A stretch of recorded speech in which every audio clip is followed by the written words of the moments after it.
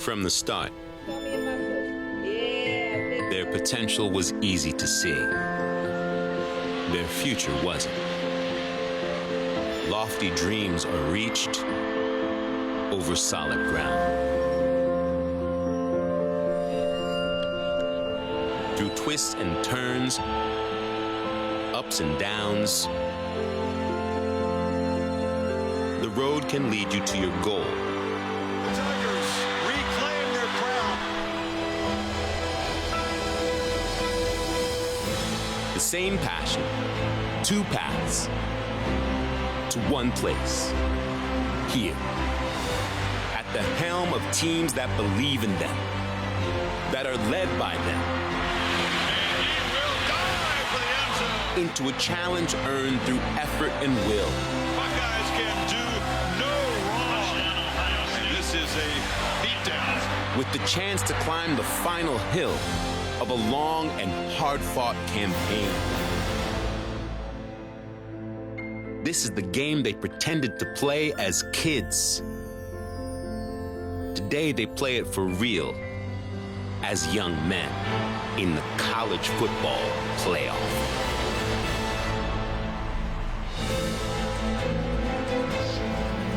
And welcome to the Silver Spaceship in the Arizona Desert, the college football playoff semifinal at the PlayStation Fiesta Bowl. And tonight's historic first ever collision of 13-0 teams. The Clemson Tigers, champions of the ACC, the Ohio State Buckeyes, champions of the Big Ten.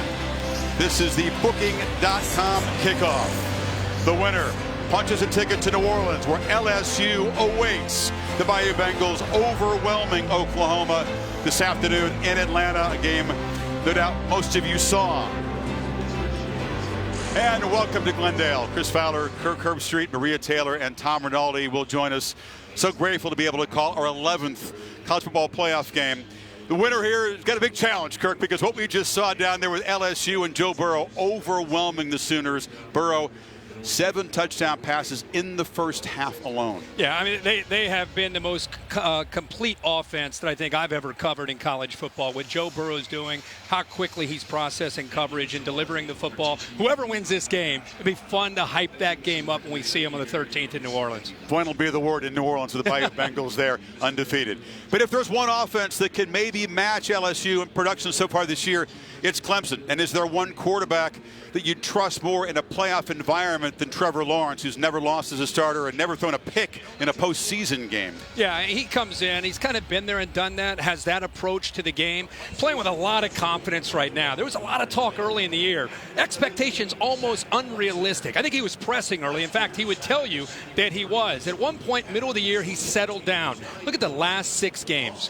20 touchdowns, no interceptions. And when you ask him why that is, he said, man, I just started taking what the defense gave me. I didn't try to make those big plays. And I think the Clemson offense got into a rhythm with their running back, Travis Etienne, the throwing a game with Lawrence and those great receivers that they have. They're a very balanced, explosive attack. And Ohio State's defense, which has been great all year, will be a fun matchup to see how they try to defend them. I sure will. And Buckeyes better be alert and ready from the start, because Clemson has been starting fast. But the guy who's going to try to make his night miserable is Chase Young. He's been the premier pass rusher in the sport. He's the most decorated defensive player in the sport. Kirk, he's had a quiet last couple of games, but you could feel his pent-up energy this week. He's so eager for tonight. Yeah, Michigan and Wisconsin in the Big Ten Championship did a good job of neutralizing him. A lot of quick throws, a lot of double teams. We were with him just a couple days ago. The look in his eyes, he's eager. He's excited to be a leader for this defense. And the big thing is, he's had a great individual year. I mean, you look at all these awards that he went on to win. He set a single record for Ohio State, Big Ten Defensive Player of the Year, an All-American. He was in New York with you, Chris, at the Heisman Trophy, won the Bednarik Top Defensive Player in the Nagurski. He's done a lot, but his main goal is not the NFL, not those awards. It's winning tonight and trying to get this team to the national championship. He's going to have to be spectacular, disrupting the Clemson offense. 16.5 of their 51 team sacks, only allowed 7 touchdown passes all season.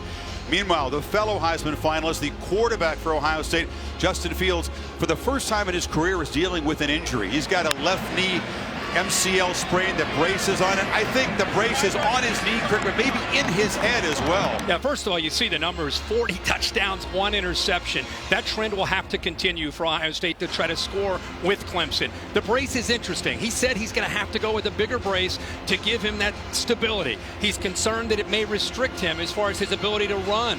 And Ohio State needs him to be involved in their running game to go along with J.K. Dobbins and what he can do, but also the creativity. Brent Venables will create some pressure on third down, come from a lot of different places. His ability to scramble and run will be a big part of the Ohio State offense. We'll have to kind of keep an eye on that knee and that brace and how it affects him. Well, Trevor Lawrence and Clemson have been the more dominant team. Those 8 straight wins by 30-plus points. You have to get back to the late 1800s to find another team that's done that. Their 5th straight appearance in the playoff. Winners 2 of the last 3 national championships. Lost a championship game on this field to Alabama, but of course shut out the Buckeyes. All 3 previous meetings have been in the postseason. All 3 have been Clemson victories, including that very humbling game just a few seasons ago for Ohio State. The slight favorites tonight, say the odds makers. Whenever a championship is on the line, the Tigers wear those orange breeches.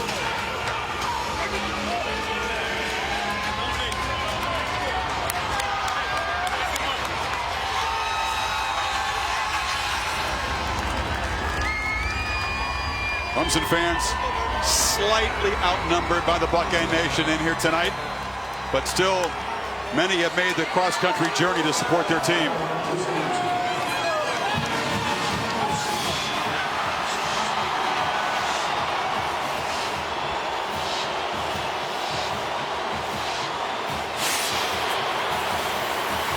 Haven't lost a football game since the semifinal stage 2 years ago to Alabama, before Trevor Lawrence came along. Isaiah Simmons, the leader of that Tigers defense.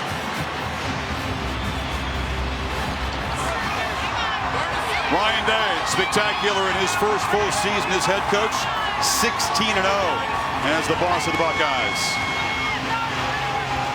And the Buckeyes bringing a 19-game winning streak, have not lost since October of last year at Purdue. Tonight, he says they are the hunter. Clemson has what we want. They're used to being the hunted.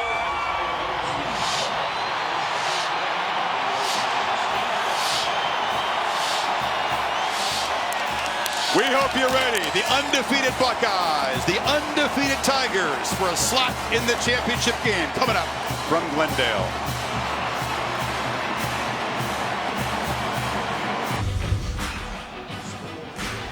And welcome back to the Booking.com kickoff. Just minutes away from Clemson and Ohio State, with LSU awaiting the winner.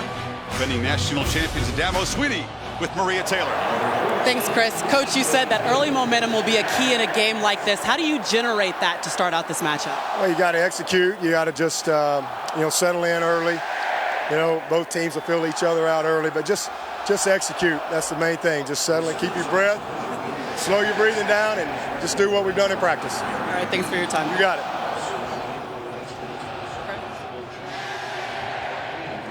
Some of those Clemson seniors, 54 wins in their careers, just 3 losses.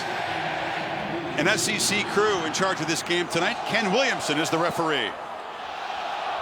Gentlemen, welcome to the 2019 PlayStation Fiesta Bowl and college football semifinal playoff. My name is Ken Williamson. I'll be the referee today's ball game. Tom Quick, our umpire, will be assisting me during the coin toss. You're the home team today, Ohio State, wearing dark jerseys. Clemson, you'll be wearing white. For the coin toss, we're going to use this Fiesta Bowl commemorative coin. The head side the helmets will represent heads. The logo side will represent tails. You're the visitor. Clemson, you call the toss. What's it going to be? He's calling heads. What is it? That's heads. It means you've won. You may kick, receive, defend, or defer. You want to defer? You want the ball? Which way you want to kick? Okay, put your back around there, please. Clemson has won the toss and will defer their choice of options to the second half. Ohio State has chosen to receive with the first half option. Nothing but wins for Ryan Day in his 16 games as the Ohio State boss. The 40-year-old head coach of Ohio State is with Tom Rinaldi. Thanks a lot, Chris. Ryan, Justin Fields, that big brace through all practices. You saw him warm up. What do you need to see him do early on that tells you he's ready? Yeah, he'll make great decisions. His knee's in good shape. Just has to get in the rhythm of the game. It'll be fast early, but he'll find it. Final message as your team came out. Just be bold and aggressive. It's a great atmosphere. Enjoy it. We don't want this thing to end, so go get them. Good luck to you. Thank you, Coach. Thanks. Chris? Tom, thank you. Quiet moment for Chase Young. These two quarterbacks in the game grew up about 20 miles apart in the state of Georgia. Booking.com bringing you the look at Trevor Lawrence and Justin Fields. Again, Lawrence undefeated as a starter. Tremendous play in the postseason, but Fields has been incredibly impressive in his first year as a starter. You remember a game that you and I have called where both quarterbacks come in undefeated? No, at this big stage. Yeah, incredible. Different personalities. Lawrence, of course, has been there, done that. Fields has waited with this opportunity. He said he expected Ohio State to be here. He wasn't sure that individually he would have the kind of year that he's had. How can you imagine 40 touchdowns, 1 pick? It's impossible. Yeah. The thing that stands out is the poise that both guys play with, being able to handle a big stage like this. We will see Fields and the Buckeye offense up first. Clemson deferring after winning the toss. P.T. Potter, effective kickoff man, doesn't allow too many returns. DeMario McCall deep for Ohio State. The Bayou Bengals await. Tigers and the Buckeyes ready to get it on.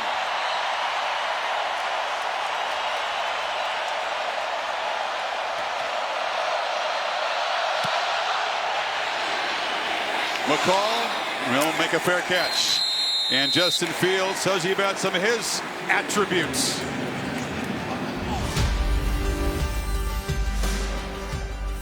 I'm Justin Fields, 6'3", sophomore from Kennesaw, Georgia. I transferred from the University of Georgia. This year for Ohio State, I've thrown 40 touchdown passes with only 1 interception. The stat line is incredible. We'll keep Kirk a very close eye on that left knee and see how involved he'll get in the running game. How much do they trust the knee? Yeah, that and I think trying to just get him to settle into the game early with the play calling by Ryan Day against a very aggressive defense. They're throwing on first down, and K.J. Hill has it. And the steady senior picks up 9 yards on first down. Here are the Chick-fil-A impact players, Kirk. Yeah, well, besides Fields, of course, we talked all week about J.K. Dobbins. They need to be able to establish the run. They're going to go tempo here. Olave leads the receivers on the outside. Isaiah Simmons and A.J. Terrell, the top corner for this team. They find Benjamin Victor. He's got a catch and a first down out across the 40. Interesting approach with a long layoff, a lot of build-up, a lot of hype about Brent Venables and how aggressive he is as a defensive coordinator, how he likes to get an offense on its heels. 2 quick throws for Fields against his defense, against soft coverage. Clemson defense crowding the line. Ryan Day, who is the play caller, no feeling out. The Venables defense coming right at them early. And Dobbins muscles his way for 4. The man is within 95 yards now of Eddie George's career rushing record, or season record at Ohio State. Yeah, he's had a great year. I got to tell you, I'm so excited to watch the matchup in the interior with the Ohio State guards, the center Josh Myers against the interior of the Clemson defense. The linebackers, James Skowski, 47, Chad Smith, 43, are attacking downhill, and they've got to be able to tackle a very physical runner with low center of gravity in Dobbins. Tigers again crowd the line, then back out. Fields has time and fits the ball into a tight window, and the catch is made by the tight end Luke Farrell. A first down in Tiger territory. Well, he does a nice job there, just kind of feeling that pocket. He had a little bit of pressure, a little sidestep to the left, found that throwing lane and made a great throw with great accuracy. Looking to throw again, delivers sideline route. It's Chris Olave. Defender slipped, and he spins down inside the 30. They are aggressive early. And what do you do against an aggressive defense? You match them, is what Ryan Day told us, with that same aggression, that same attitude that Clemson tries to play with right now. They're the aggressor, the Ohio State offense, with the play calling and the tempo. Fields again looking to throw. Loops the ball up. Leaping catch by Garrett Wilson down inside the 10 as the freshman makes a play. Unbelievable catch by the true freshman from Austin, Texas. Oh, they're going to wave it off, it looks like. Boy, he went up, made a great effort. Boy, I don't know how you wave that off. Officials are talking. Maybe that right foot came down out of bounds. Right foot came down out of bounds. What an incredible effort. There is an offside penalty on the Tigers, but not a catch. Boy, Chris, incredible effort. How about this tempo? This approach by Ryan Day. 6 plays, 1 run, 5 passes, and as we said, trusting his quarterback and his receivers to make plays against this Brent Venables defense. Clemson's not used to this. No, Venables likes to dictate. Yeah, they're not used to. They're trying to get their bearings. And they don't have a lot of time because of the way Ryan Day and Justin Fields are attacking. And now a whistle before the snap on the 1st down and 5 play. Ruling on the field was an incomplete pass. The previous play is under review. So Gerald Hodges is the replay official working with the 3 folks back in the video center as they are doing all the SEC games. Another look at this. Wilson so high in the air. Got his right hand. He got his left hand down there. Looked like his left hand may have touched before the right foot came down. Watch the hand come down there. There's the elbow touch. Yeah, yeah. I think the right elbow is what would put him down and inbounds. Yeah. I don't see an elbow. The right elbow came down, but I think it came down after the foot. The only thing that came down was the left hand. Bill LeMonnier is our ex-official authority in the booth here, and Bill, I guess it's whatever touches the ground first here they're looking at. Exactly. There's no requirement for the feet.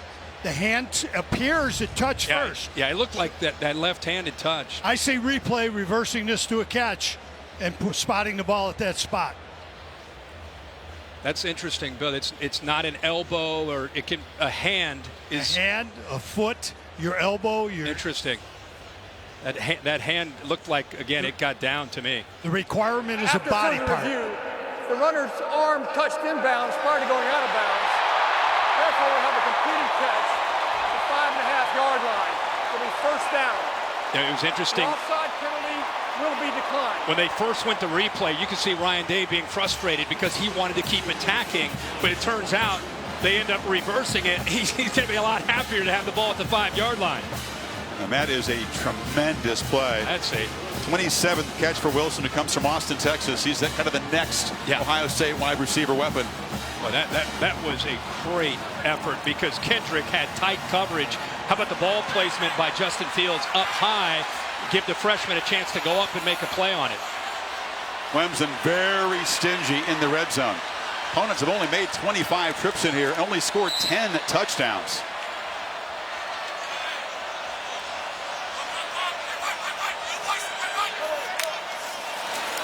Fields surveys, dumps it down to Dobbins, who makes the catch, but runs out of bounds for a short loss. Yeah. Ohio State, on the other hand, has been powerful in the red zone, these situations all year long.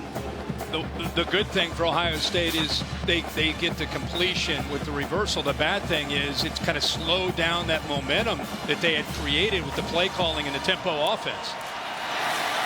Dobbins slips down. He tries to make the cut at the 5-yard line. Chad Smith was chasing him. It'll be 3rd and goal. That's something to keep an eye on tonight. I was watching in the warm-ups on the field. You probably saw the same thing. A lot of players slipping on this surface.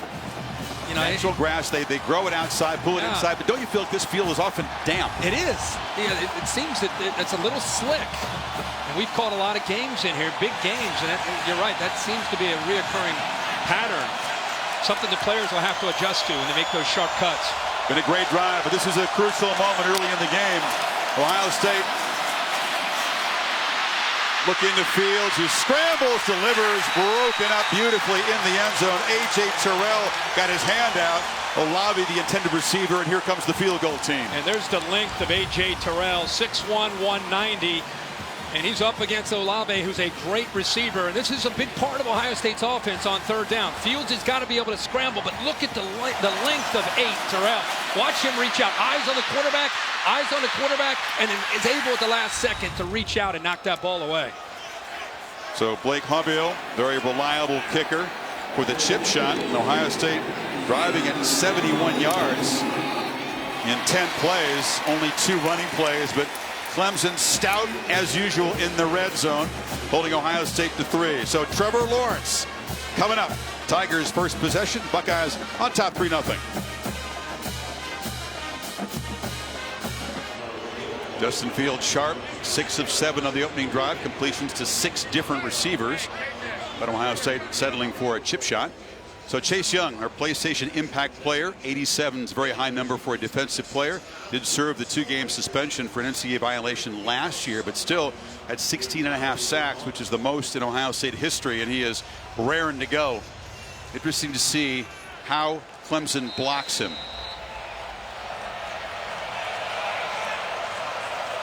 Etienne back deep. Will they kick it to him? And he'll make a fair catch. Big games, they put Travis back there, and he is certainly dangerous. And here's Trevor Lawrence telling you about some of the things he does well.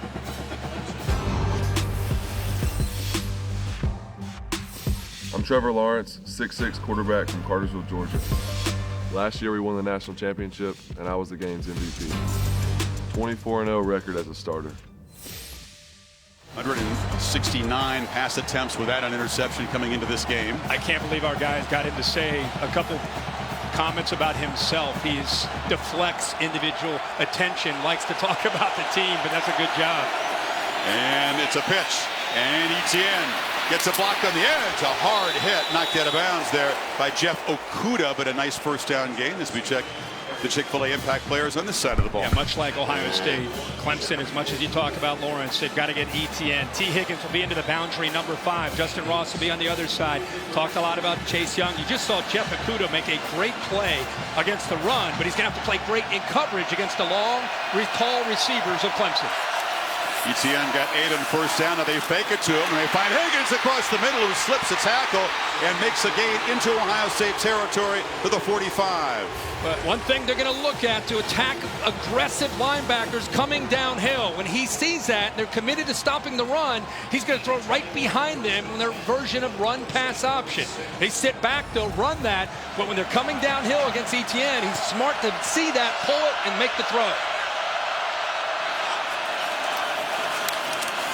Lawrence, a keeper, and he's strung out and spun down. Good job on the containment from Malik Harrison. Interesting to see how often Lawrence runs the ball tonight. Yeah, you know, coming into tonight, he has run, to me, way more than he did a year ago, much more effective, whether it's zone read or design quarterback run, and a lot of times creating, like we see with Justin Fields from Ohio State. It's very different from where he was last year as a true freshman. That time, Ohio State, great contain. And now Young was eager. His throw downfield to Higgins. Some confusion whether or not it was a free play or a dead ball. Incomplete, out of bounds, but Young came across. But his helmet, T. Higgins' helmet came off, and I don't know if he got hit when he went down. There was a collision there. It looked like Jeffrey Okudah just following through on the play may have hit Higgins, but it was a free play. I'm just talking about more about Higgins getting dinged there. It's 5 yards and a free play for Clemson, but Higgins took the worst of it. Everybody kind of stopped, and you watch the end of the play. Watch one, Okudah after the play. The ball is, helmet's off. Now watch him come down on top of Higgins right there. Fuller swatted for the ball, didn't mean to hit him in the head. And you keep an eye on Higgins, who's coming off the best game of his life. 3 touchdowns in the ACC championship win over Virginia. On 2nd and 5, a little bit of a sprint out and the throw to Overton, who makes the catch. Short gain. It'll be 3rd and 2. Jeffrey Okudah, you can tell, has brought an aggressive attitude into this game for the Buckeyes. Known as one of the top cover corners in the country. Talking about maybe a top 5 pick type of player. But tonight he's showing that he's ready to make plays coming up and making some tackles up close to the line of scrimmage. First action this season for Braden Galloway, who was suspended for 12 months since the playoff a year ago. He's flexed out to the left of the formation. Lawrence fakes left, runs right, dives, and it's a first down at the 35. Galloway made a block. And Galloway in makes a nice block, but Trevor Lawrence, just his awareness there of knowing where he needs to get. He's able to follow the center, Sean Pollard, also the tight end. We talked about Galloway, extends his body, knows exactly where he needs to go. And that's what we talked about. This was not a factor in Clemson's offense a year ago. Now you have to be aware of that and bring safeties down to account for that threat. We fake it to Etienne, short throw, and the catch is made on the far side by Justin Ross. Damon Arnett drops him right there. You know, I thought Jeff Hafley, the defensive coordinator, co-defensive coordinator for the Buckeyes, who's headed to Boston College when the Buckeyes season is over, made an interesting point to us. He said, we're okay with throws in front of the defensive backs. We've got to rally to the ball. We've got to tackle. We want to make them have to score in the red zone. Eliminate the explosives, make them drive the ball. Nice plan if you can do it. Yeah. And hard to eliminate the explosives against this offense. Lawrence looking downfield, now checks it off the hands, nearly intercepted. Dropping into coverage was Tough Borland. Well, Tough Borland just really going into sitting in zone, but just reading the eyes of the quarterback. Trevor Lawrence gets into that throwing window right there. And I think Trevor Lawrence just underestimated, maybe thought he could squeeze it in there, or maybe just flat out didn't see or expect to have Tough Borland sinking in coverage. But he was there and should have come up with the interception, but a good play. Lynn J. Dix in the back on 3rd and 7.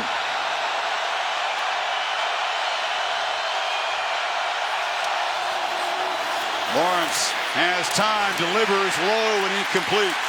Protection broke down to the last minute. Arnett was in coverage. It's 4th down. Buckeyes get off the field, tighten that coverage up. You can see there's Damon Arnett trying to disrupt that timing, top of the route. Gets a little physical there. And Chase Young, we always want to know what's going to happen with Chase Young on 3rd down. That time Galloway, the tight end, kind of chipped him to help out Ankrum, the tackle on that side, before he released to go out for his route.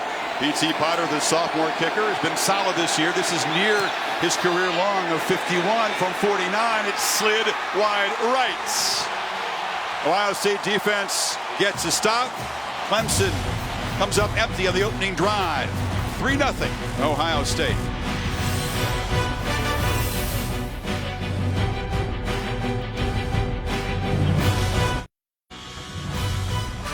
The PlayStation Fiesta Bowl, brought to you by PlayStation 4, the best place to play, the all-new Lincoln Aviator, and the Nachos Party Pack from Taco Bell. Of course, it was Joe Burrow's Heisman season, but 5 of the top 9 Heisman vote getters are on this field tonight. Incredible. Ohio State with 3 of the top 6, and then Lawrence 7, Etienne 9. Certainly Clemson players being snubbed for individual awards was a major motivating force for Dabo Swinney in the run-up to this game. Anything he can use, he'll use. Very few motivate teams better than Dabo has. T. Higgins has not had the helmet on, Kirk, since taking that shot on the sidelines in the last series, so we'll keep a close eye on that. The trainer's talking to him, trying to get a feel for his status and whether or not he's going to be able to come back out there. Kind of a freak accident after that incompletion.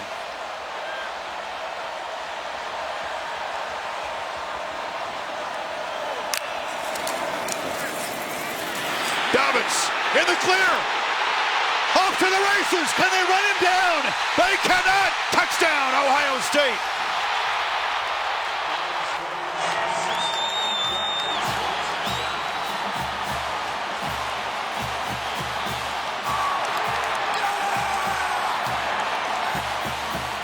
.68-yard lightning strike by the Buckeyes. The build-up in this game, we really wanted to see Clemson's run defense with how aggressive they can be. When the way their linebackers come down, their safeties, could they hold up against the physicality of the Ohio State offensive line and J.K. Dobbins? Dobbins, one of his first carries of the night, explodes for that touchdown in 68 yards. Dobbins, a tremendous workhorse in those 3 tough games down the stretch. They counted him again and again. He explodes early. He's going to catch Eddie George tonight for sure, for the record. Yeah, zone read on Xavier Thomas. Great read by Fields, and then a missed tackle, bad angle by Kayvon Wallace. And Dobbins shows you what kind of speed he has in the open field for the touchdown.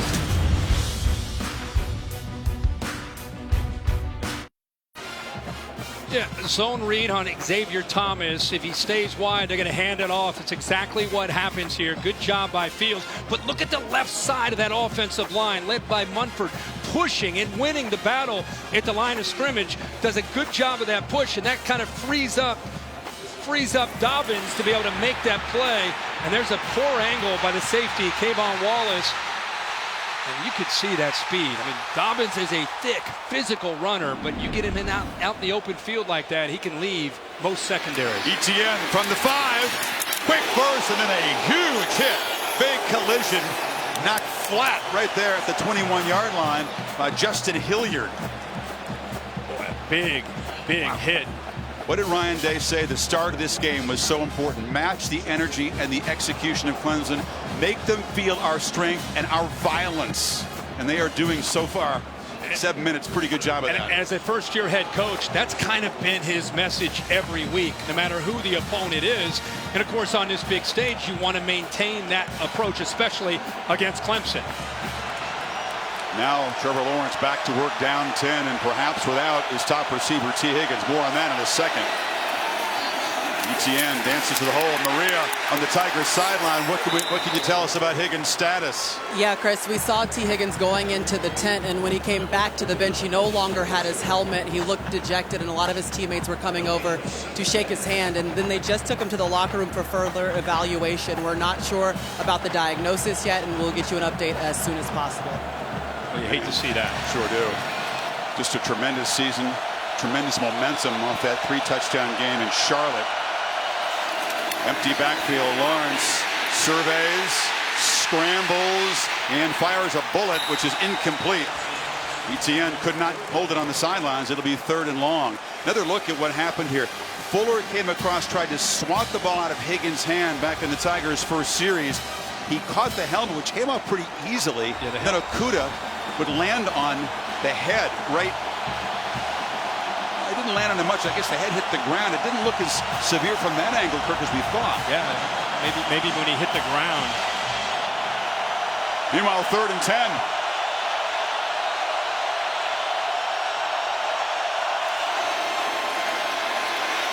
Lawrence chased by Young, heaves it downfield, has Overton wide open. He tiptoes for a catch in Ohio State territory. What a play. You know, Proctor is playing back here as safety, who has not played a ton of football. Josh Proctor, he kind of loses the sight of the receiver. Eyes in the backfield, which opened up Overton to be able to make the play. Chase Young trying to deal with a lot of traffic, gets pressure on Lawrence, but Lawrence with the height at 6'6" goes over top of him. But Josh Proctor caught peeking in the backfield that time that cost Ohio State on 3rd and long. What a quick release by the big fella with Young bearing down on him. Clemson needs a spark, and Lawrence as a runner will keep it and get 5. This is not a team that's used to being down 10 points just like that.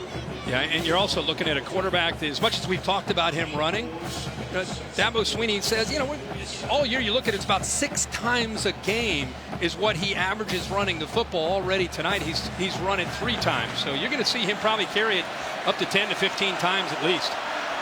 Lynn J. Dixon motions to the backfield, gets it in the flat. Harrison can't make the tackle, and arriving is Warner to clean it up. Very short gain. It'll be 3rd and 4. Big emphasis for Ohio State is getting off of blocks. Jeff Hafley saying we were disappointed in the Big Ten Championship in the first half with the way they got off of blocks, the way they were leveraging the football against Jonathan Taylor. Says this is important against ETN and the speed of this offense. Getting off of blocks, great example of it there by the linebackers. The guys have been tremendous defending on 3rd down all year. Opponents under 30%. Lawrence, they pick up the blitz, but the ball is batted down at the line of scrimmage. Tyreek Smith got in there. The other defensive end figures to make plays tonight if they pay too much attention to Young. Yeah, John Simpson, the left guard, 74, starts to work to his left to help on Chase Young. Ohio State blitzing Proctor. They get some one-on-one opportunities, and Smith kind of on a stunt to the inside, has that linked himself at 6'4" to go up, timed that perfectly to knock that ball away. Ohio State's defense, a strong and determined start against an offense that people thought no one could stop coming in. Wilson, who made the circus catch, back to return the punt, aspires, and it's a high one. And a fair catch made inside the 10 by Wilson. So Ohio State up 10, gets the football back from their own 9 midway first quarter.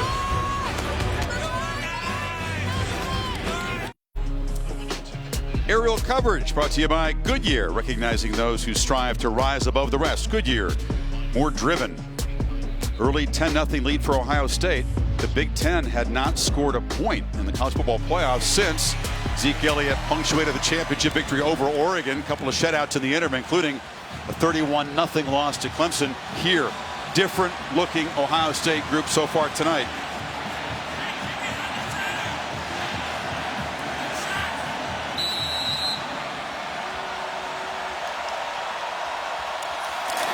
From the 9, Dobbins into heavy traffic.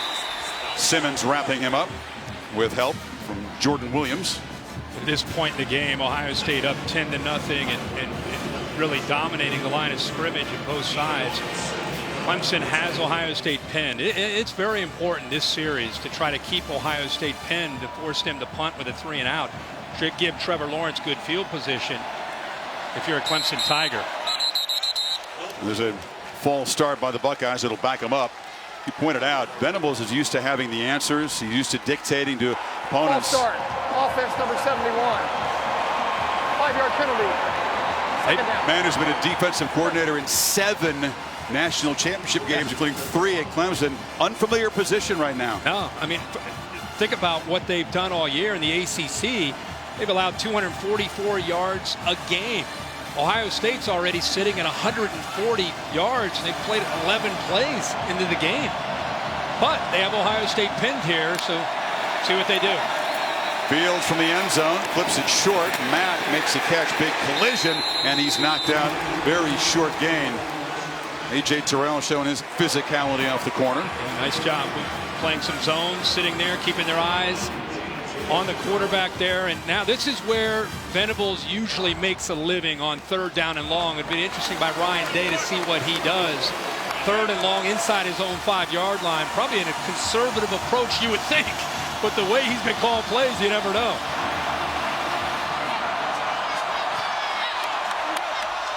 Tigers bouncing around. Showing pressure pre-snap on this 3rd and 14. No conservative call. Fields from the end zone delivers. Hill, can he get there? Makes a move, battles, and gets a first down across the 20.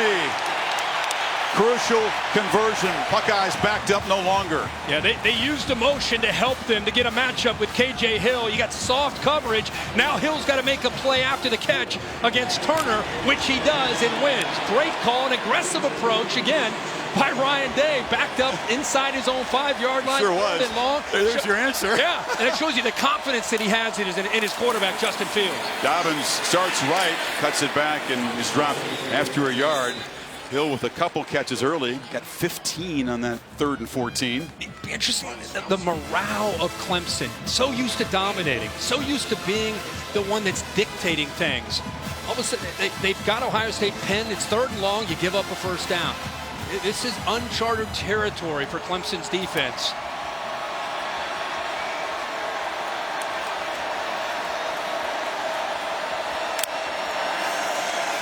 Fields has protection, almost intercepted. Jumping the route was Kayvon Wallace. Well, he knew exactly what he wanted to do. Isaiah Simmons will sink in coverage. Wallace is showing that he's deep. Fields thinks he's got an easy throw, but look at Wallace bait him. Simmons sinks, he knows it's coming out quickly. He jumps it, just unable to hold on to that football. Each defense missing a great chance for an interception. That could have been a potential pick 6. 3rd and long again. They need 9. Fields is pressured and fighting for his life, and he'll be wrestled down by Skalski. Justin Foster got there first. It's 4th down.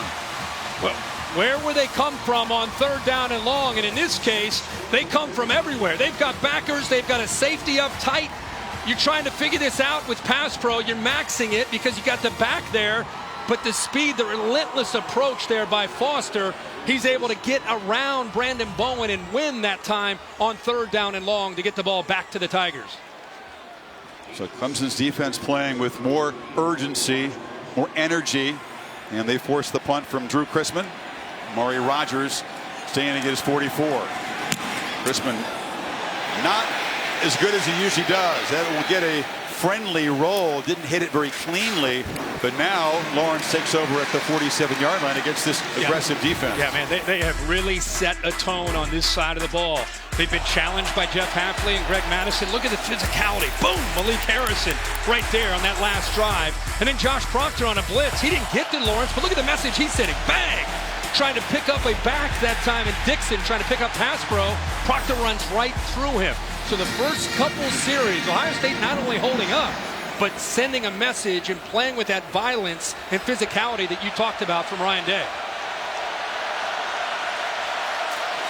And a misfire on the right side of the offensive line by the Tigers. Hafley will be headed to Boston College at the end of the season, the new head coach for the Eagles. False start, offense number 73. 5-yard penalty. All-ACC tackle Ankrum didn't miss a single practice, though, in preparation for this while he was trying to put together a staff and some recruits for BC. And think about it. You have the early signing period. You're trying to have trying to hire a staff. You've got some of the old staff still there trying to help you out. I mean, there are a lot of coaches that go through that. And Jeff Hafley, meanwhile, still coaching. He's got a playoff and possibly a national championship if they win tonight. 1st and 15, play action. Lawrence zips it a slant.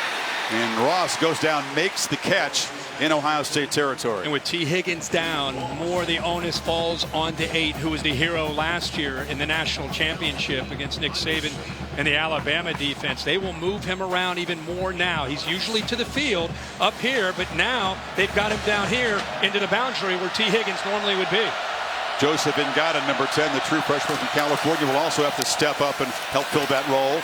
ETN runs straight into traffic. Warner stopped him. He will be a couple yards short on 3rd down now. So you're watching this game and you're thinking, what can Clemson do to kind of get their rhythm going? And I still think they've got to get that passing game. Their receivers are not winning on the edge. Okudah and Arnett and also all these guys, you're seeing them hold up and do a good job.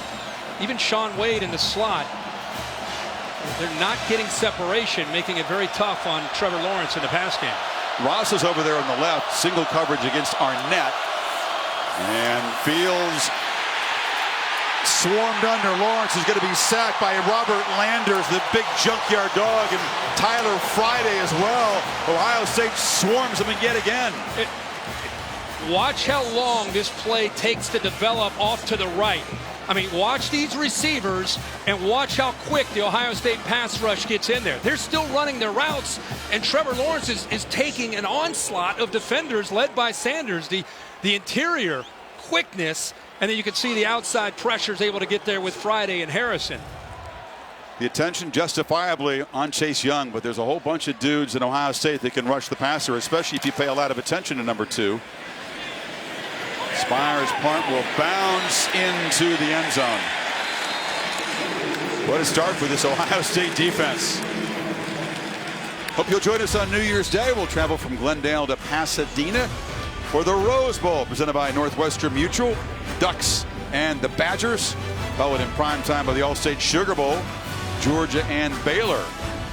Thrilled to be able to head to Pasadena. Very intriguing matchup there. Many feel that Oregon, had they not lost in this area to Arizona State, would have been the 4th playoff team, and wonder how they would have fared against LSU today. We'll never know. We'll never know.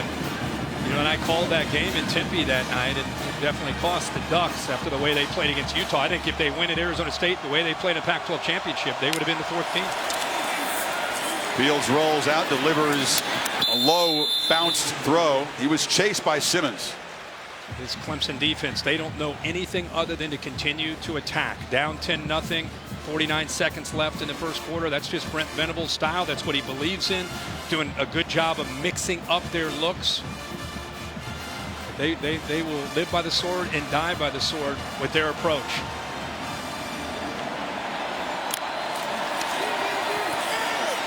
And now short throw and catch by Wilson. The true freshman's had an excellent first quarter, knocked out a couple yards short of the marker. Nice quick throw. Ryan Day, I think, doing a good job with Fields, putting him in a position to have success throwing the football, making the reads comfortable. He's 9 of 12 so far. 3rd and 2 play to do the false clamp, then take a look at the sidelines, and here's the chess match. Ryan Day and Brent Venables both adjusting late. Isaiah Simmons moving around here. They're expecting an interior run. Instead, it's Dobbins around the corner and into the secondary. Off and running again.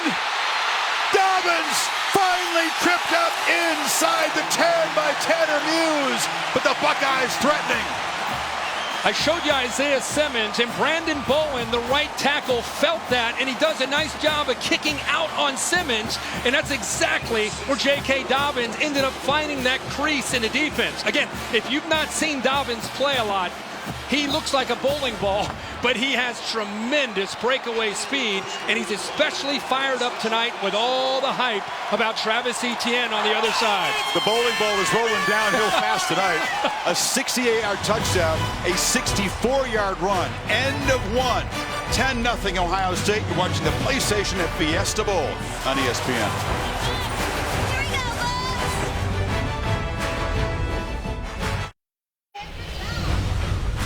Explosive first quarter at the PlayStation Fiesta Bowl, College Football Playoff Semifinal number 2.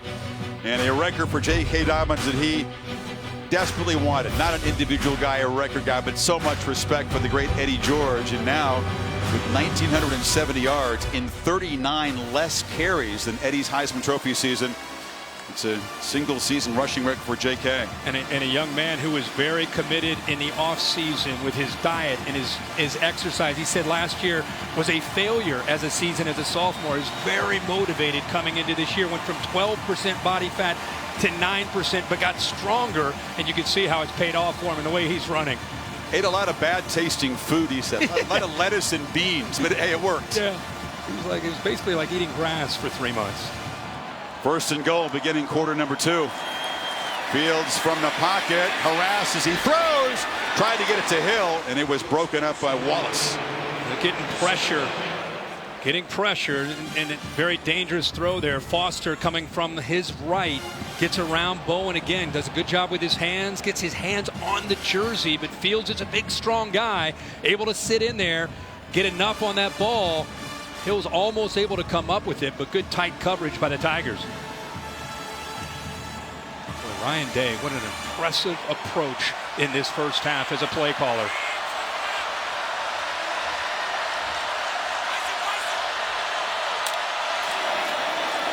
Dobbins running right, makes a cut, and is spun down inside the 5. It'll be 3rd and goal. Chad Smith on the tackle. They continue to run to that right side.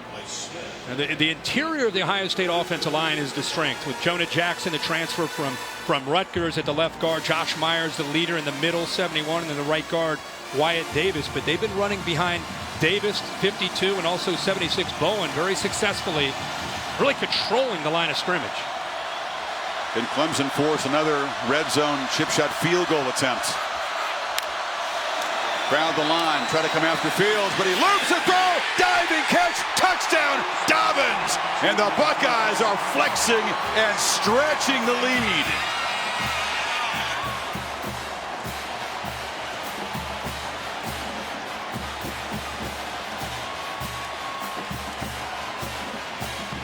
The Tigers lose Dobbins, sneaking out of the backfield. The linebackers don't run with him. The defensive end this time, Foster, is trying to stay with him. He's the only one that recognized that he was slipping out. Isaiah Simmons, 11, probably needs to be on Dobbins because that is a mismatch.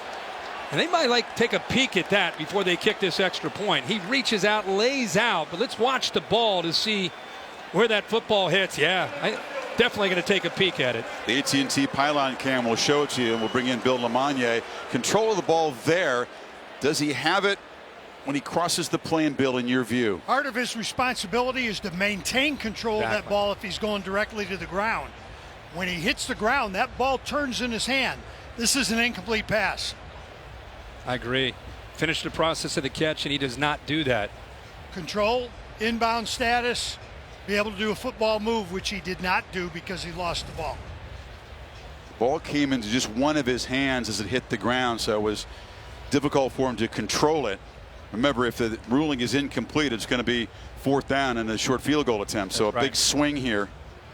Again, it's Gerald Hodges and the 3 folks in the replay center at SEC headquarters, just as they do in the regular games, making the judgment here. After further review, the pass was incomplete. Therefore, it's 4th down and goal at the 5-yard line. Significant reversal in the right call by the replay booth at this stage of the game. 17-0 with the way Ohio State's controlling both sides of the ball versus a field goal attempt here to go up 13. Very, very different for Clemson. Buckeyes only kicked 5 field goals down in the red zone all season long. They scored touchdowns 59 times, but this will be the 2nd time tonight they've gotten close and had to settle for 3. 75-yard drive in 6 plays. They do build the lead 13-0 now.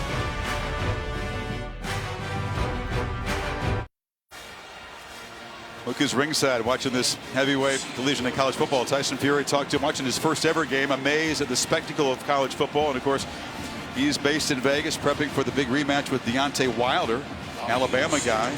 February 22nd from Las Vegas, a joint pay-per-view collaboration between Fox Sports and ESPN. Earlier he was with Tom Rinaldi on game day. Yeah. He's a large human, by the way. He is a big man. I can't 6'9". wait to watch that one. Yeah, be fun. I'll meet you there. Yes, sir. So Clemson's defense has had a couple of stops in the red zone, or else this would be completely out of hand. As it is, a 13-point game. And Trevor Lawrence, who comes from Cartersville, which is about 20 miles away from Justin Fields' hometown in Kennesaw, kind of northern Georgia area. Not really friends, more acquaintances. Had 2 or 3 workouts as high school players in that area. A lot of the summer camps, a lot of the elite quarterbacks will train together, meet up in high school and compete against each other in some of the different camps, and obviously had brilliant careers in high school, their choice of colleges. Lawrence must again do without T. Higgins, who got knocked in the head early and apparently will not be able to return tonight. They flip it short to Ross. Ross on a crossing route will be wrestled down for a 5-yard gain. You just feel terribly for T. Higgins. You work, you wait, you prepare, you have a great season. You are on this big stage and a very flukish kind of play. Yeah, his helmet comes off and he hits the ground with the head, and caution is essential in these situations, but you can see the disappointment on his face. Again, Ross has been moving around quite a bit, but they've had to replace Higgins with Ross back into the boundary. And Trevor takes off again, a keeper. Only about a 2-yard gain. Zach Harrison delivered a blow. It'll be 3rd and short. You're undefeated as a starting quarterback. Your team's down by 13. You can't get the rhythm going. This is where Trevor Lawrence has to start to really assert himself as a leader. Decision making, running the ball, throwing the ball, really try to take control and get his team to believe that they can get something going against this athletic and very aggressive Ohio State defense. 2 tight end look on 3rd and 2. And Etienne works hard. He's not going to get there. He's stopped short of the 1st down. Pete Werner came around the edge and stopped him. That's exactly right. He's reading Harrison on the outside on a zone read, but Werner right here is able to knife through that defense. Good job of showing how tough he can be, getting off the block by the potential tight end there, Davis Allen, and coming up on 3rd and short, keeping him short of that 1st down. Dabo Swinney doesn't want to, but doesn't feel like gambling here on 3rd and less than a yard. So Spires is out. Clemson back-to-back 3-and-outs. Does it cross his mind to fake it to try to spark his team? It's what Ryan Day had to do when they were down against Wisconsin. Said they booted away. Talking about a team that averaged 3 punts per game. Spires busy early. That's a heck of a punt, though, that forces Turner back inside the 15-yard line, a 52-yarder. Well, a big gap, 15 days between the semifinals and the national championship presented by AT&T, the Mercedes-Benz Superdome. It'll be an unhinged week of preparation. It'll be an unhinged 2 weeks of preparation with LSU right. punching their ticket against the winner of this one. Will it be perhaps Joe Burrow against his former team if Ohio State can hold on to this lead? That would be a pretty juicy plot line. Poor guy there in the hat. Rough day at the office. Ohio State already more yards in this game than they had the last time these teams played in this field in the semifinals. 31-0 shutout. They had just 215 total offense that night. And there's a flag. Looks like they got A.J. Terrell against Victor on a holding call. Very, very tight coverage. Pass interference, defense number 8. The penalty will place the ball at the spot of the foul and includes an automatic first down. Up at the top of your screen on that quick slant, you see him grab with the right hand, grabbed onto the jersey, and that's what the official saw. I think you're going to see Ryan Day go back to that tempo, aggressive, attacking approach with this lead. Why change? But I think you're really going to start to see more tempo, more kind of that first drive that they had. Master Teague, redshirt freshman from Tennessee, spells Dobbins, but it's a keeper for Fields. Is wrestled down for a loss by Logan Rudolph. Yeah, they've been throwing to set up the run. Kind of a change of pace, but he promised aggression, Ryan Day, and he has certainly delivered in the play calling and an aggressive approach on both sides from Ohio State. Fields takes a shot downfield, and a leaping catch made by Austin Mack on the sidelines. Went up over the excellent corner Terrell. Boy, tight coverage by Terrell, but again, another receiver making a big-time play in Austin Mack, who's had a really great last 2 or 3 games for this Buckeye offense. What a block by Master Teague. Clemson brought a blitz. Boy, that is tight coverage by Terrell. Good location, the ball up high where Matt can climb the ladder and make the play at 6'2". Not easy to beat Terrell. He got 24 yards that time, and now Fields keeps it and gains 3. Terrell saying, I did everything that you coached me to do. I mean, that was tight coverage, in phase, hand up high, ball misses his finger by maybe an inch or 2, and Mack has that concentration there for the big play. It was Terrell who had the pick 6 early against Tua last year. The Clemson defense setting the tone, dictating in that championship game. The opposite has happened so far tonight. On second down, a throw and a catch short of the first down is Jeremy Ruckert. It'll be 3rd and short. The tight end that made the catch that really ignited Ohio State's comeback against Wisconsin in the Big Ten championship game. You and I think a lot of viewers who are familiar with Clemson's defense with Brent Venables are thinking and saying the same thing, as far as we're used to seeing them dictate things, and because of the way Ohio State's been calling plays. Look at that. Wow, a sneaky sneak. Fields came up, looked like he was going to set the protection. They snapped it to him, and they make it easily. One of the things Ryan Day said is Brent Venables likes to check late, very late. Look at the defense looking, so they catch him napping with that quick snap and a quarterback sneak. That was intentional to catch the Clemson defense looking for the adjustment. After the fake snap, Clemson's defense is taught to look over. Ryan Day knows that, and that's exactly why he went with that delayed snap and quick call then after. That time Dobbins runs right into heavy traffic. Xavier Thomas stopped him for a loss of a half yard. We really thought that a good matchup would be not just these players, but Ryan Day, who is studied and understands and respects Clemson's defense, and knew, like we said, that Brent Venables is the master in the country. You talk to a lot of offensive coaches. They're going to tell you, boy, Brent Venables gets that check-in late. It's the book on him, and that time, Ryan Day able to win that chess match. Behind the 6 on second down. Fields is pressured, escapes, and takes off. Has green grass and will slide down. Big gain down inside the 25-yard line. Knee looks okay. Yeah, the knee looks okay, and that's the blitz. That's where Clemson usually wins, when they bring a couple blitzers. Most quarterbacks are down right there, but he keeps it alive and makes a big play. End zone throw, Hill broken up. Tigers defense nowhere near being set at the snap that time. Not at all. You know, that was fast. We just talked about how they're going to probably go to more of a tempo approach. Ball is perfectly thrown. Boy, Justin Fields is on tonight, putting the ball right where it needs to be. Surprised at KJ Hill. Tight coverage there by Kendrick, but Hill has made some big plays throughout his career, and especially this year, unable to hold on to that ball. Kendrick got there just in time to influence it, but KJ would tell you he should have made that catch.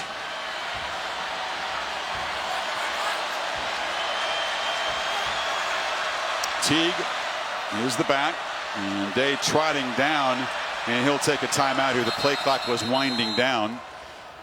So Clemson's defense giving up a couple of big runs. They've been able to come up with stops in the red zone. Ohio State getting close again, trying to build on the 13-0 lead.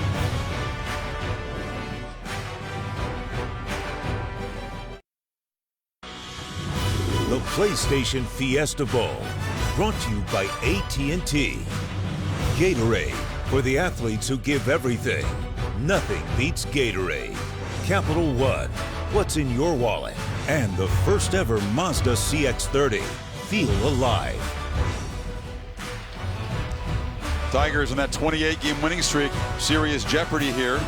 Down 13-0 with the Buckeyes driving. Taco Bell and the CFP bringing the best of the regular season to the playoff by creating the Live Más student section. Taco Bell has provided tickets for students from schools participating in both Fiesta Bowl and National Championship games, so the most passionate fans can cheer on their teams. And the Buckeye faithful, a lot more to cheer about. Once again threatening. 281 yards of offense for Ohio State against a defense that gives up 245 per game, but hadn't really faced an elite quarterback or an elite running back so far this season. They are facing both tonight. Teague to the left and lowers the shoulder, gains about 2. It'll be 3rd and long. Terrell got there to stop him. Keep running that stretch play outside that they ran earlier with J.K. Dobbins for big yards. You can see after that timeout, they called one play, had a second play call. They're going fast. Clemson trying to get players off the field. They can't do it. They didn't. And now Teague barrels ahead, and the flag is down because they couldn't get the 12th man off the field in time, and that'll move it 5 yards closer. Yeah, with a 3rd down coming up, Ohio State anticipated Brent Venables trying to rotate 3 players in. Ohio State didn't substitute, so they can go as fast as they want to go there. And they caught Clemson again napping. Right now, Ryan Day is out coaching Brent Venables in this game. Defense, 12 players on the field when the ball is snapped. 5-yard penalty. Replay 3rd down. How often have you seen Venables out coached in a big game? Not since in Davos. You can see he's frustrated. Great job outthinking Clemson and the coaching staff. One step ahead is Ryan Day of Clemson and his defense. Makes it 3rd and 3. It's still Teague in for Dobbins. Justin Fields looks over to Ryan Day, gets the play, and Clemson looks over to Brent Venables to get the adjustment. Teague, 1st down, knocked down at the 10. So again, Day, after getting a look at the formation, makes the call, and Teague moves the sticks. Yeah, great block by Josh Myers to center that time. They opened up the middle. Man, we talked about what's the strength. What do you do with an aggressive attacking defense? Run right at them, north and south. Exactly what they did there, led by the center. Myers, the cerebral sophomore, bookended by a couple of veteran guards, Jonah Jackson and Wyatt Davis. Offense. Not all 11 players were set for a full second. Both guards were all Big Ten first teamers. They call it the tip of the spear. That's what Day likes to use. Myers says it's the apex. Those 3 dudes in the middle have been so dominant this year. Yeah, I've been watching Ohio State football for a long time, and I cannot remember the interior being as strong and physical and consistent as these 3 with Jackson, Myers, and Davis. Myers and Davis, again, sophomores. Jackson, the grad transfer from Rutgers, who came in and was such a leader, named a captain here. So 1st and 15 after the penalty. Fields from the pocket has good protection, looking end zone, lost it for Mack. Did he get it? No. Out of bounds. Again, Fields is just feeling it. He's trusting his arm and putting the ball in tight spaces, Kirk. Yeah, Skowski dropped back to the middle. You call Tampa 2. They have 2 safeties that are deep, trying to cover half the field. They run that middle linebacker, 47. He's in position, just can't go up and make a play. Great concentration again by 11 Mack. I'm just unable to get his left foot down. And a good call by the official. Dobbins is well rested, returns to the game on 2nd and 15. Tigers bring pressure. It's a screen. Dobbins bobbled it, had a blocker and plenty of yards in front of him, couldn't come up with it. Wow. He had a convoy in front of him. The 3 guys we just talked about. If he holds on to that, you have Jackson, Myers, and Davis out in front of him. You see his head turn around. He starts to run with the ball. before he's able to hold on to it. Ryan Day, he's sitting there saying, we got him. Touchdown. And Dobbins, who's had a big night so far, just unable to secure it. Again, it was the perfect call against the blitz, and Dobbins had a couple of balls he couldn't control that could have been touchdowns tonight. The first one for sure would have been. So 3rd and 15.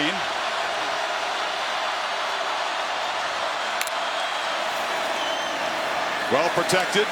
Fields looks for the end zone again. That one no chance. Way too high for Benjamin Victor.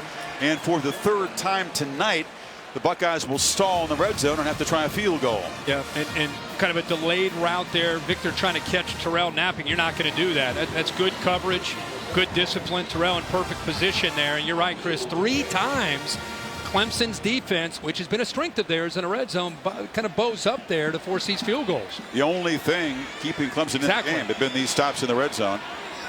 Bill tries to make it 3 for 3. This from 33, dead center. And the kick is perfect.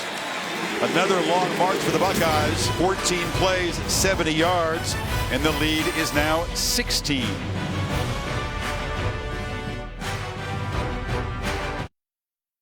Want to stay up to date? Hey Siri, what bowl games are coming up?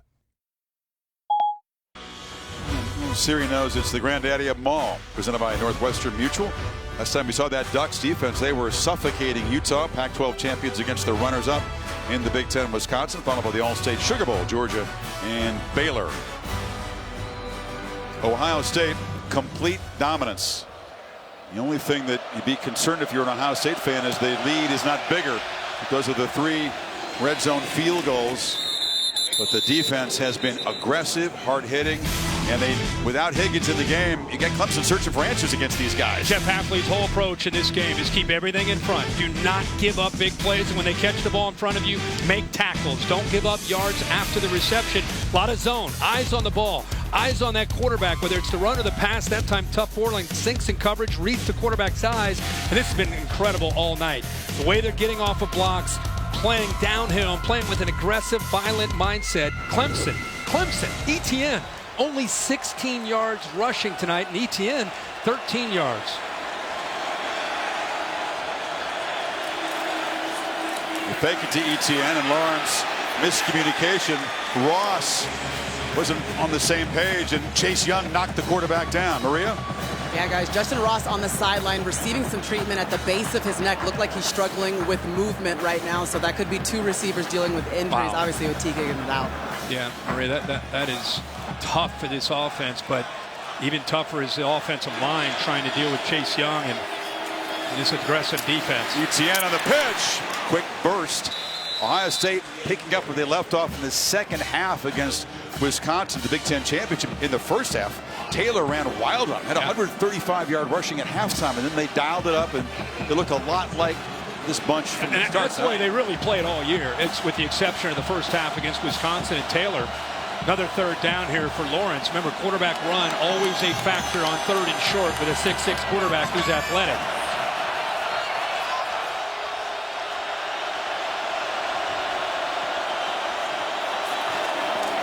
And Lawrence will keep it and makes a man miss, takes a big shot. You got to pay a price.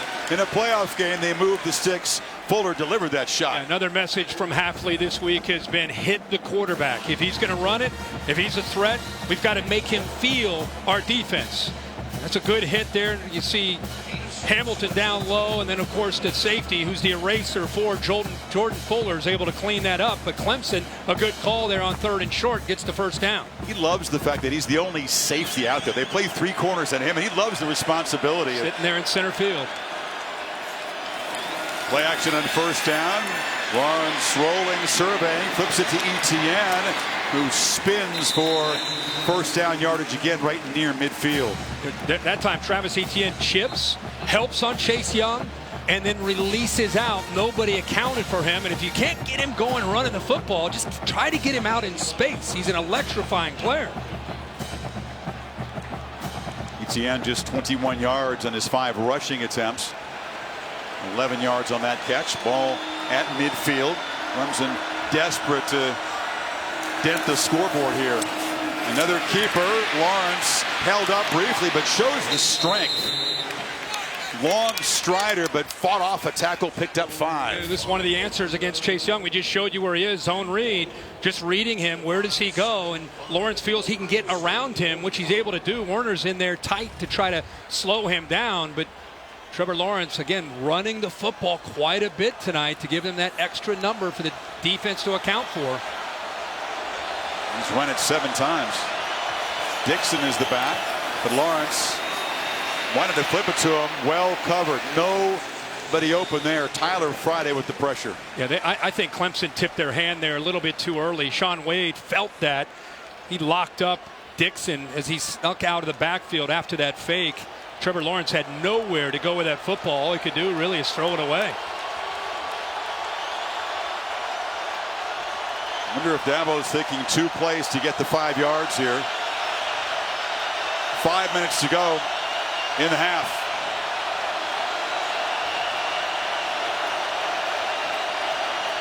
Ohio State showing some pressure. Now they bail. Lawrence hit anyway. Shaun Wade off the corner, and Lawrence is still down. Took a hard hit. Shaun Wade came from his star position over the slot on the left-hand side. Nobody picks him up. Chris, that's what you said. On that fake count, Wade showed blitz, but they did not. They still didn't pick him up.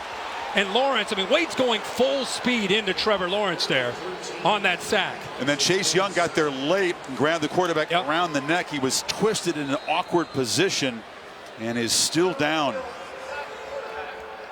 It is the 53rd sack of the season for Ohio State. They're going to review this to see if perhaps targeting came into play. Let's look at it in real time. And Wade, this is a physical play by a quarterback. Boom. That is a big hit. So I think they're checking to see targeting on the hit by Shaun Wade there. His mother Amanda, and you saw a quick look, and that's great news as he gets up and trots off. Now we'll see what the folks at the replay center, the SEC, in combination with Gerald Hodges, have to say as we take another look at this hit. Yeah, I think they're taking a look not at Chase Young, but that hit right there from Wade, obviously. Bill LeMonnier, rules expert. Bill, what is your assessment of Wade's collision? There's a part of me that doesn't like it. He's in a wrap-up, but at the same time, he came in and he dipped his helmet. And that's the one with a quarterback there with the ball. After further review, number 24 of the defense is charged with targeting. The penalty is 15 yards to the previous spot and includes an automatic first down. By rule, number 24 is disqualified for the remainder of the contest. So Shaun Wade is out for the remainder of the game. He would be eligible to play in the championship game if they get there, but the penalty will move the football into Buckeye territory. This is really significant. You're talking about a player that has first-round ability. He's playing over the slot. You know, they didn't have him in the Michigan game, and they toyed around with moving Damon Arnett. I brought that up to Jeff Hafley. He said that was a mistake. If it happens again where Wade can't play, we're going to keep Arnett on the outside, and we'll bring in different players to be able to play over that slot. Right now, Amir Reep has checked into the game in that position for Wade. And Chase Bryce has checked in. Lawrence not in the game after that hit as they evaluate him. So the backup, who is a solid player and has been a hero, big part of keeping this winning streak alive. The heroics against Syracuse last year, hands it off to Etienne, who will lose a yard. So already T. Higgins knocked out of the game. Maria reporting that Justin Ross has gotten treatment. And finally, Lawrence comes. A bit of good news as Lawrence is back in there. Yeah, but the theme continues with the line of scrimmage. Robert Sanders, they're rotating bodies, but man, Chris, getting in low and quick, winning, getting just off the ball. Who's getting off the ball faster and lower and more aggression? Right now it's Ohio State. Another good play there by Landers. Certainly great news that Lawrence is able to return. Looking to throw here on second down. Lost it downfield for Ross, who can't come up with it. And now a flag, 2 of them down. It was Amir Reep in for Wade and Fuller defending that time. They went right after Reep, who was in against one of the best receivers that Clemson has, especially with T. Higgins down. He's grabbing onto him the entire time. He's running about 10 or 15 yards downfield. Defense number 10. 15-yard penalty for previous spot. Automatic first down. So it's guys like Reep, Severn Banks, Cameron Brown who also have to step up and collaborate to help out with Wade out now. Yeah, and a good call by Tony Elliott and Jeff Scott, the co-offensive coordinators. They recognize that Wade's out, go right after a guy who hadn't been in the game at all. And it's an easy call there for the officials. He's grabbing onto him the entire time he's running that route. So first down at the 16.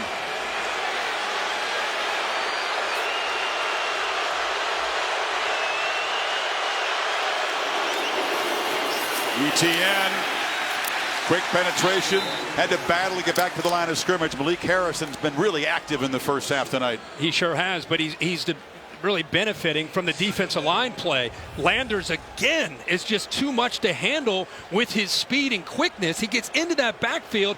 You can see ETN has to kind of navigate his way around Landers and makes it easy for the linebackers with Harrison to clean it up. Clemson offensive line is not used to being swarmed and dominated like this. Lawrence still has the ball, scrambles, now looks to run, and long strides will carry him inside the 10. It'll be third down and about 2. Boy, he covers a lot of ground when he takes off to run the football at 6'6". Gallops, doesn't he? Sure does. Ohio State bringing a lot of pressure. That time they lose the edge. They lose contain. With Malik Harrison, he's able to use the speed to get around him, give him a much better chance on third and short. Keep reminding you, Ohio State's got to be aware of that quarterback run on these third and shorts.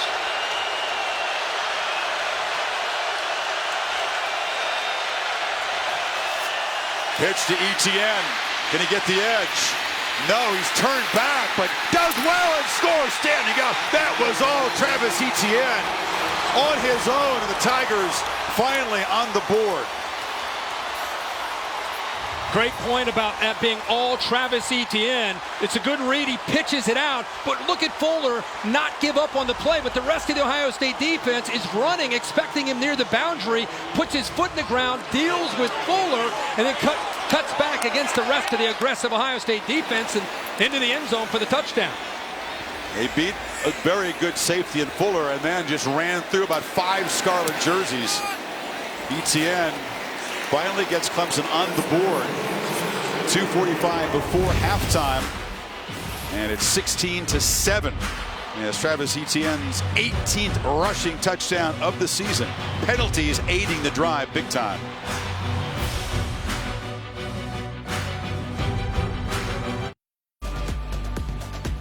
Nice day in Arizona after a couple rainy days, and Goodyear Blimp providing our aerial coverage. Introducing the honorary member of the College Football Hall of Fame, Goodyear Blimp. Goodyear more driven. They were inducted in Atlanta just earlier this month, right? That's right. Well, it was going to be 4th down for Clemson. They would have had to punt the ball, but that targeting call, a good one, correct call against Shaun Wade, prolonged the drive. Pass interference by Reed. So the 75-yard, 10-play drive has cut the Ohio State lead to 9.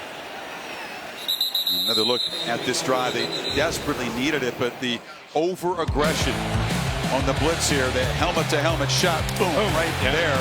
Lawrence, wrapped up by Young, was able to come back in the game after missing one play. And here on the scramble, picks up part of it. Yeah, picks up some big yards to give him a chance right here on third down. And you can see again the speed and the instincts. And you need a big play, down big. It's when your playmakers and leaders got to step up. And that time both Trevor Lawrence and Travis Etienne were able to do that. Defense kind of relaxed, thinking that Fuller was going to grab him, and he didn't. And now Dobbins has had 2 long runs and has become the Ohio State single-season rushing leader in this first half. Is dropped by Skalski and Wallace for a loss. I'm sure Brent Venables challenged his team after getting that touchdown, try to create a little bit of momentum. 16-7 here. His defense has kept them in this game. I mean, the Buckeyes have moved the ball, but they've not been able to get the ball into the end zone when they've been in the red zone so far.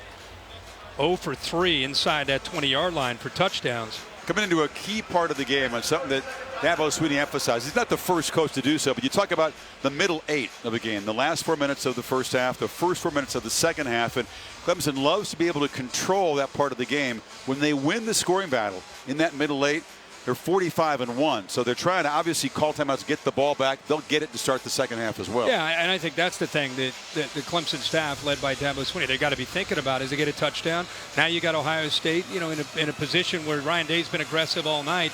They're thinking about the stop, try to get another, at least maybe a field goal, and then they get the ball to start the second half. So these are big minutes at 2:38 to go here in this first half.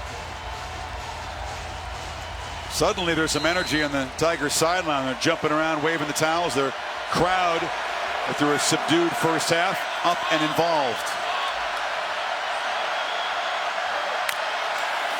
Fields looking to throw on 2nd and 10.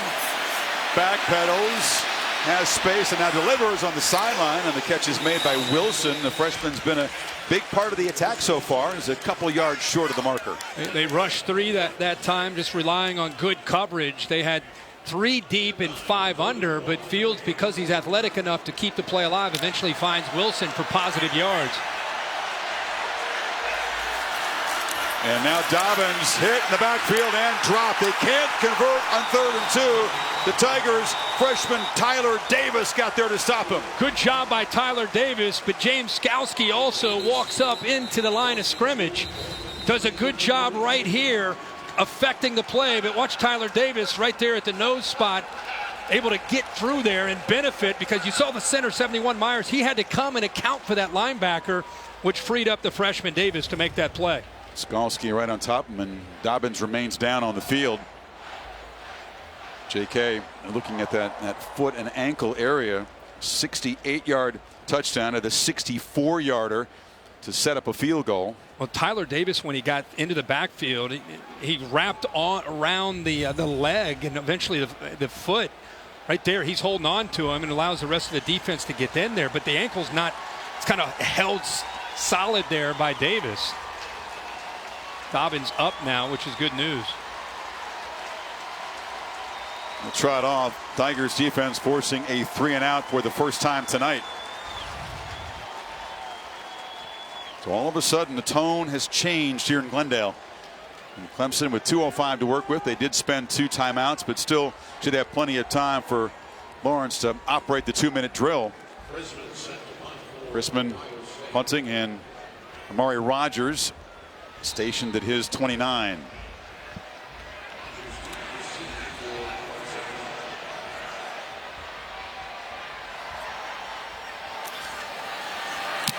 Clemson peels back. It's a line drive kick, and Rogers retreats to the 15, and the coverage team flies down there. That's Olave, who came down to make the play, the receiver who takes great pride in his special teams play. Well, the build-up to this game was really historic. First 13-0 teams to ever meet. Clemson having not lost since the end of the 17 season. Ohio State having not lost since Purdue game middle of last year. Does remind you of that setup in the Rose Bowl. 2 long winning streaks collided. The star power in that Texas win over USC with Leinart, Bush, and Young, and all the star power on both sides of this game coming in. The winners of 28 in a row, not about to fold their tents.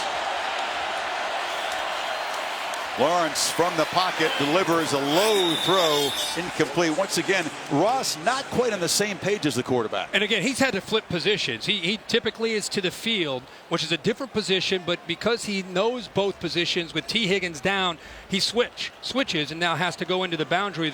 You have 14 who's able to go out to the field there, and Overton. Remember, Ream is in for Sean Wade. It's a matchup that I know Clemson's going to want to try to revisit. Lawrence gets it away just in time, but throws it up for grabs, and it's broken up by Damon Arnett. Again, they deliver a shot to the quarterback. Yeah, and this is what, you know, quarterbacks want to get the ball up high to their taller receivers. And Ross is 6'4", and I wondered how these corners would hold up against the length. Look at Arnett, gets his head turned around, able to go up, high point the ball, and knock that away. No sacks for Chase Young, but he certainly affected the play. And his pressure creates a 3rd and 10.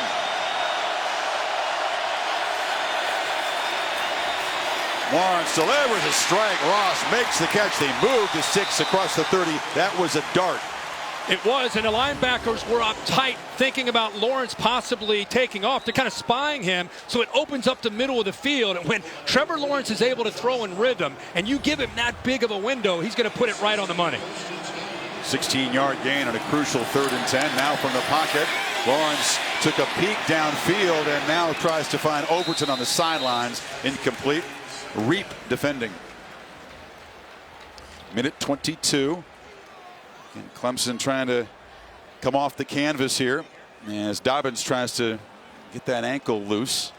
The Mazda halftime report is coming up. Reese Davis, Desmond Howard, David Pollock.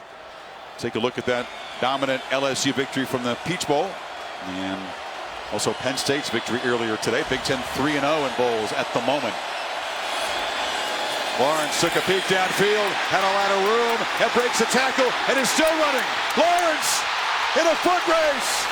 Will they catch him? Touchdown Tigers! Wow! A game-changing play.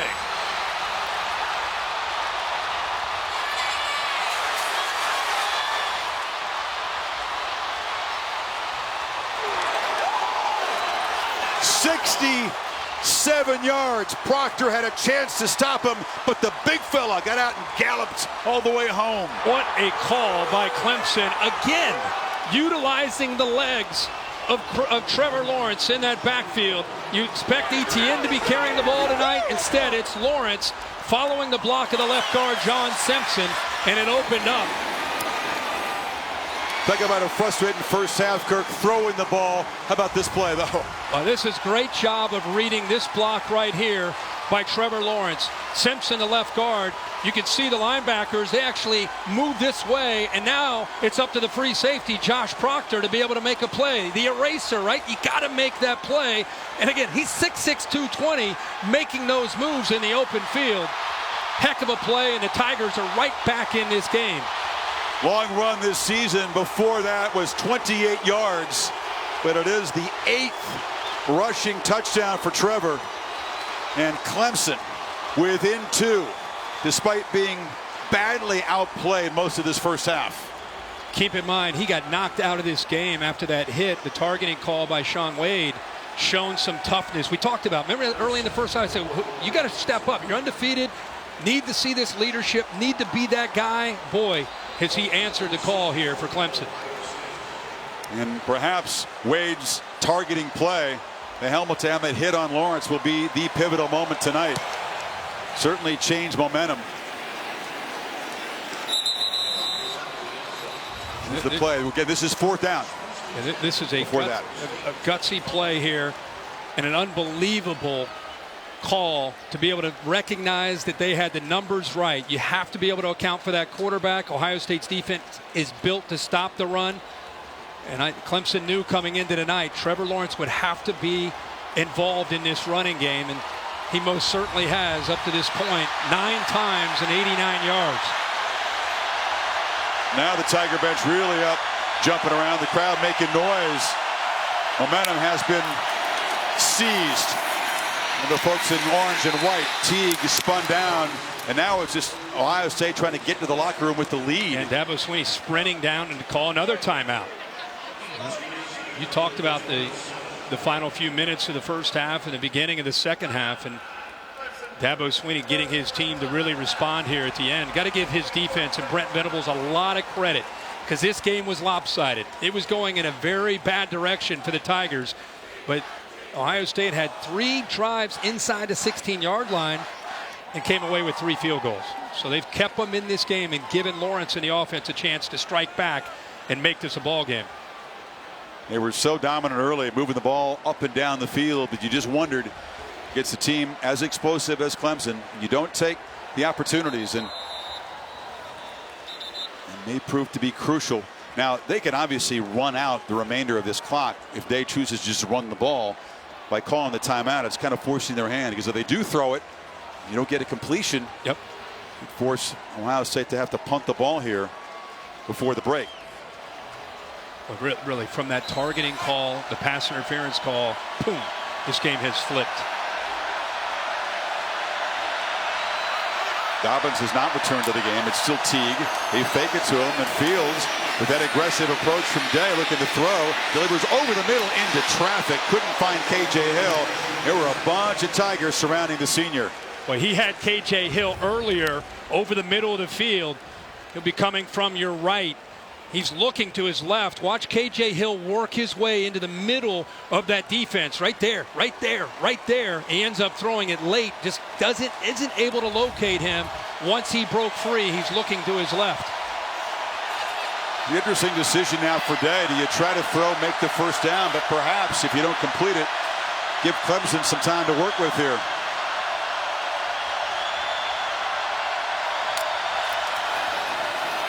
And they're going to run it with Teague right into traffic. Clemson, of course, can't stop the clock. So there's about a 10-second difference between play clock and game clock. There's aggressive and then there's crazy, right? I mean, Ryan Day's been aggressive the entire first half. With Clemson out of timeouts and having the momentum, he has to run the ball there and work this clock down. Ohio State came out intent to impose itself physically, feel our violence. That was Ryan Day's mantra to the team, and they certainly did all of that, controlling line of scrimmage on both sides of the ball. But then that one targeting call, and you knew eventually, even without T. Higgins, Lawrence was going to find a way to get the team back in the game. Well, what a treat for us and the viewers, because I don't know if you can find two staffs that have proven this year to be better at in-game adjustments than Clemson and Ohio State. And now here we are at a 2-point game, and these staffs are going to go into this locker room, and they're going to have to try to make their adjustments and talk about what's working, what's not working, and it's going to be a treat to see how this plays out. Clemson will get the ball to begin the second half. What's your sense of the message that Jeff Hafley will deliver to his defense? They were so aggressive early. Now you give up. The last thing you expect is Lawrence is going to run 67 yards for a touchdown. Yeah, I mean, they obviously came in maybe thinking that Lawrence might be somewhat of a factor in the running game. Now, clearly, he has been involved a lot, and that's the adjustment. They're going to have to account for QB run and keep doing what they're doing. You just got to execute. I mean, they've been playing great for a quarter and a half. They're not going to lose their aggressive approach at all. Chrisman, they came after him. He gets the punt away, and with no returner back there, it'll just bounce and be down at the 23-yard line with 4 seconds before halftime. Capital One rewarding performance takes a look at the evening of Trevor Lawrence, and he's had to show toughness. Among all the attributes, not enough is said about this, but Wade delivers the shot, gets himself ejected from the game. Lawrence returns after missing one play. You can see the look on it. You can see the look on his face, Chris. It was not pleasant, but after that one play, he comes right back in and eventually leads them to a touchdown where ETN scores, and it comes back the next possession and shows you the kind of speed he has and the toughness that he has to be able to be the leader of this team. Remember, he's undefeated as a quarterback. He's a winner. Hasn't lost a game since November 2017, a Georgia playoff shocking loss. Buckeyes roll to a 16-0 lead. Clemson claims momentum, and the lead is just 2 at halftime. Go to Tom Rinaldi with Ryan Day. Chris, thank you very much. A half you were dominating, up 16-0 in the final minutes run. What changed? Well, we got a couple things that really, the catch in the end zone, that's a touchdown. We didn't score in the red zone. And you talk about a change of events when they threw Sean out of the game. I have not seen that, but you talk about a change in the game. He's out of the game. It's 4th and 15. They get the first down and score. That was a huge change, but that's behind us. So we got to regroup at halftime and come out and play great in the second half. Appreciate the time. Thanks, Rex. Maria. All right, Coach, the momentum started on that sideline, but you're taking it into the locker room. What was the difference in the first half? Well, we just settled down. We really, give them credit. They made some good plays, but, man, we did a poor job of taking care of Clemson. Basic stuff, zone read, the end doesn't squeeze, big play. Another time, we got a guy that comes to the A-gap, no contain, big play. But I tell you, we played good red zone defense, and I think we've held them to some kicks. That gave us a chance to kind of settle in right there, and then did a poor job on 3rd and short. We dropped a pass on 3rd down, and so just really didn't play. We gave up at 12 men on the field, so didn't do the things that we need to do on our end. But our guys got the heart of a champion, and you just saw it. So tough start for us. Good finish to the second half. We get the ball, so hopefully we can continue to build on that momentum. And dropped a pick 6 right in our hands, missed a field goal. So, hey, we're very fortunate that it's 16-14 and still got a good chance. All right, thanks for your time. Okay. Deb, we better get in there. We're about to kick off for the second half here. Dabo, a comprehensive review. Hey, we got a great second half coming up, a rarity, a competitive semifinal. Trevor Lawrence is going to take snaps behind for the first time in his college career. The Mazda halftime report right after these messages from the PlayStation Fiesta Bowl.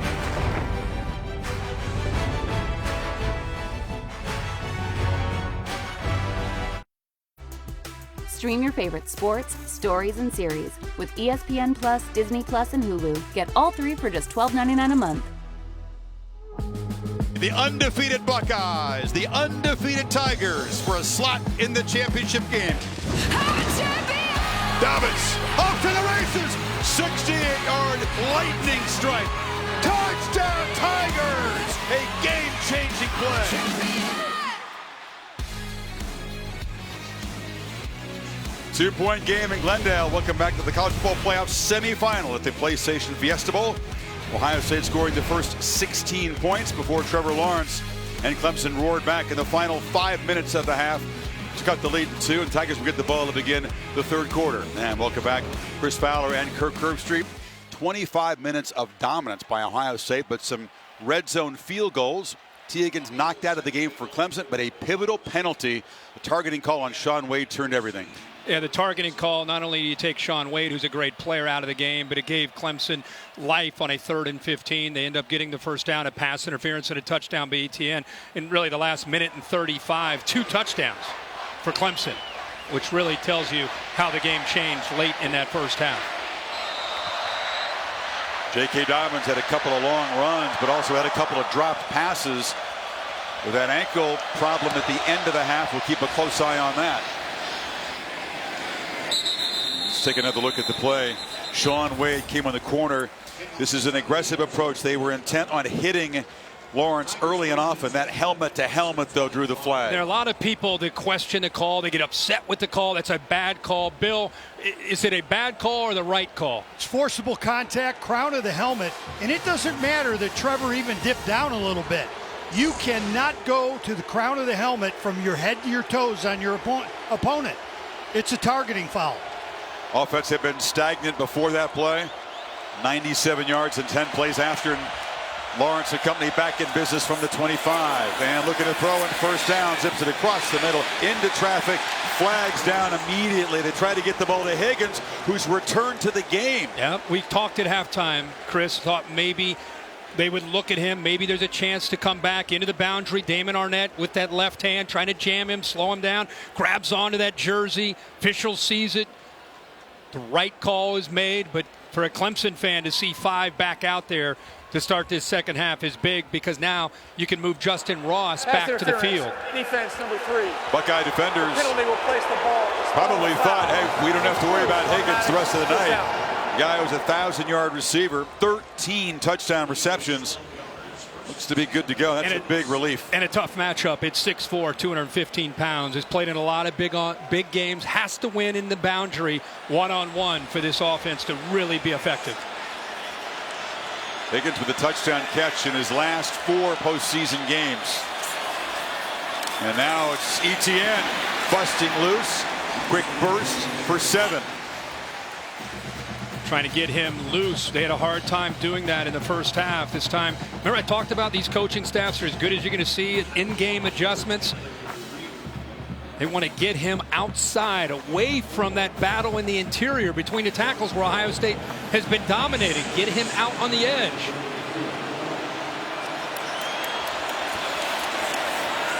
And Lawrence loops his sidelines.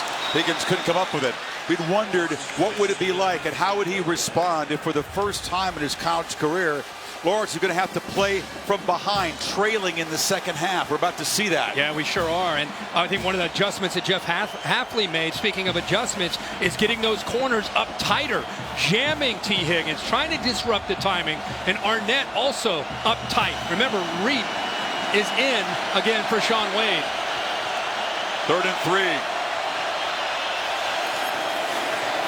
Higgins working against Okudah. A couple of future first rounders, but that time Higgins back in the game, dropped it, and Lawrence was hit again after the throw. Yeah, he sure was. Ohio State brought some pressure. But that's a ball T. Higgins obviously would normally catch. It's a jam and then bail by Okudah. Ball off the hands, thrown to the outside where Higgins can make a play on it. Talking about two future first-rounders going head-to-head. And I think the tight end 25 chalk, his route may have got into the vision of T. Higgins trying to find the ball coming out of the hands of Lawrence. It was Tough Borland who kind of rolled up his back, hitting the lower leg of Lawrence. Spires with the punt, tries to knock it dead, and they are able to keep it out of the end zone. A beautiful kick from the junior Clemson legacy player. The coverage team does its job, and the Buckeyes will be backed up. Maria?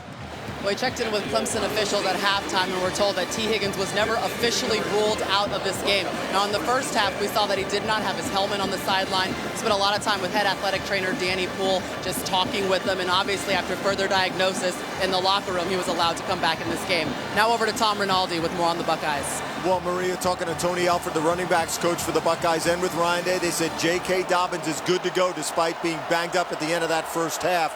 That left ankle now taped. As for Wade being out due to the targeting call that we talked about, Amir Reep is going to have to fill in. Ryan Day said we have a lot of confidence in him. He's played a lot. He's going to have to play some more. Fields throwing from his end zone, completes the pass to Victor. He's got first down across the 15. And again, Ryan Day, he is not going to change. Tommy asked him coming off, what do you need to do? And he basically was saying, let's just keep doing the same thing. You got to execute better. But Dobbins is down. He is. Dobbins is in the opposite side of the field from where the play is. You can see the heavy tape on the left ankle that Tom talked about. Let's take a look at what happened on this play. Just nobody touches him. He tried to, first time he probably had to move his body that way and felt something clearly that was not allowing him to continue, and he's walking off the field right now in the opposite direction of the bench into the locker room. Yeah, he's going right to the nearest tunnel, it appears, and the man who exploded for 2 long runs in the first half but had a chance of pass receptions to perhaps build the lead. This is an awful sight for Ohio State fans. Yeah, Shaun Wade already out. Now you lose potentially J.K. Dobbins, who is a superstar for this offense. Master Teague now steps in. Being a freshman from Tennessee, averaged more than 6 per carry this season. He's no slouch, but he's no J.K. More of a physical runner. Nothing there on first down. What you lose is that ability to explode. You saw that in the first half with J.K. Dobbins. He can hit a crease and immediately have that acceleration to get into that second, third level of a defense. You lose that now. Teague's a good back, but not the same at this stage of his career as Dobbins. Fields sets up, delivers a strike to Hill and makes a sliding catch out near the 40. Another accurate throw from Fields. Yeah, he has to squeeze this in behind the safety who's cheating up. Finds that spot right in the zone, right behind him, and K.J. Hill does a nice job where Fields throws him open into the hole in the zone. 22-yard pickup, and now looking to throw again on first down. It's a sideline route, and Olave goes up, high points the ball, and they'll move to 6 again, the ball at midfield. And a really good job by this offensive line communicating and giving Fields time to throw. You talk to anybody when it comes to defending, going against Clemson's defense, it's can your offensive line communicate, pick up the exotic blitzes and the pressures that Venables will throw at you. They've been holding their own so far most of this game. Wisconsin's defense had some success confusing him, pressuring him in the first half. As Dobbins makes the long walk to the locker room, and Teague filling in for him, gets the handoff and is going to be, well, wrestled down after a very hard-earned 1-yard gain. And that's what I'm talking about. You can see how physical of a runner he is. He ran out of a couple tackles there. Skowski looked like he had him wrapped up. Isaiah Simmons, Nolan Turner came in there. So while you lose that ability to accelerate, you do pick up a guy that can bounce off of some would-be tacklers. Well, if you're Dobbins, without him, you're not sure if Fields' knee is 100%. You got to start throwing. Play call and challenge for Ryan Day. Let's see if they do continue to throw the ball, and they'll run Fields. It's a power straight ahead. It'll set up a 3rd and 6. That's exactly what it is a quarterback power. Wait on that left guard to pull around. Jonah Jackson try to clean that up. I think Ryan Day really calling that play just to give him a more manageable third down. And these receivers with Dobbins down, they've got to continue to make plays and get separation to help Fields out. KJ Hill comes in motion, was slot left. They've looked to him 8 times tonight, targeted 8 times already.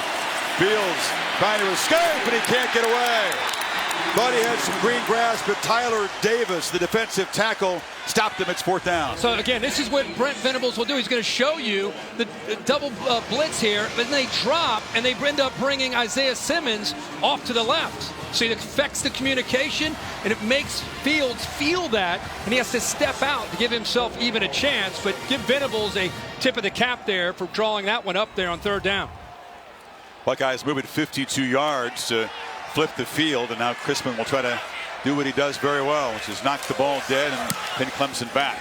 It's high with backspin. Rodgers lets it go, and Ohio State turned to execute perfectly as Olave gets down there at the 1-yard line. That's where Trevor Lawrence and the Tigers will take over.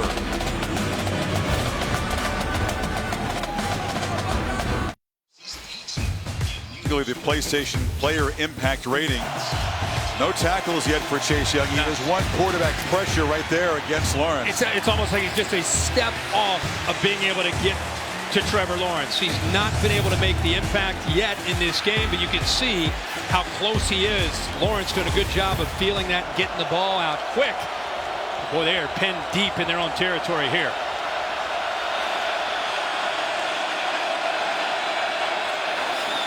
Lawrence from deep in his end zone takes a deep shot downfield, looking for Ross. Okudah, no way. Tough to beat #1, who is a unanimous All-American, the first corner at Ohio State to ever get that honor. 6'1", 200 pounds, can run with any receiver. You can see he was up tight again, drops, bails, and then he locates the ball and keeps his body in great position to keep Ross away from being able to get to the football. Looks like now Ross is out. He landed on his shoulder and was favoring his right arm as he came to the sidelines. Lawrence is rolling on 2nd down, delivers a shot in the flat, and Higgins tries to muscle his way to a 1st down. Reap stopped him just, I believe, a few inches short. Here's another look at the incompletion. Earlier on, it was the net, as Maria reported, that was the problem for Ross, and he kind of is tripped up late.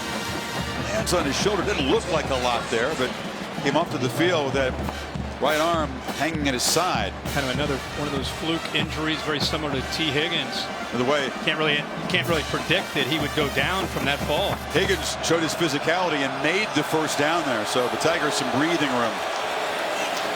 Another short throw and catch, and Higgins this time will be corralled very quickly there by Okudah. You know, with Tony Elliott and Jeff Scott calling plays for Clemson, that's usually how they attack. Is they want to stretch you sideline to sideline with a lot of quick throws and a lot of times ETN outside runs, and then stretch you vertically with some shots. But Ross continues to be looked at, and then also run the ball. So it's just a combination of things. They've really yet to get that all going.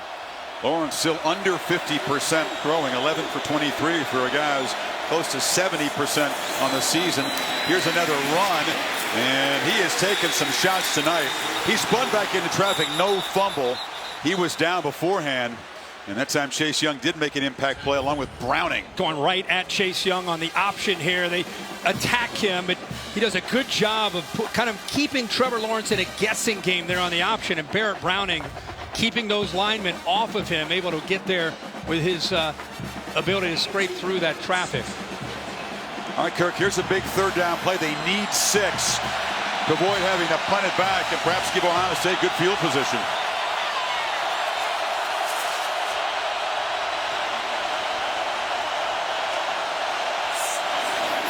From the pocket, Lawrence has protection, looking downfield, trying to get it to Amari Rodgers.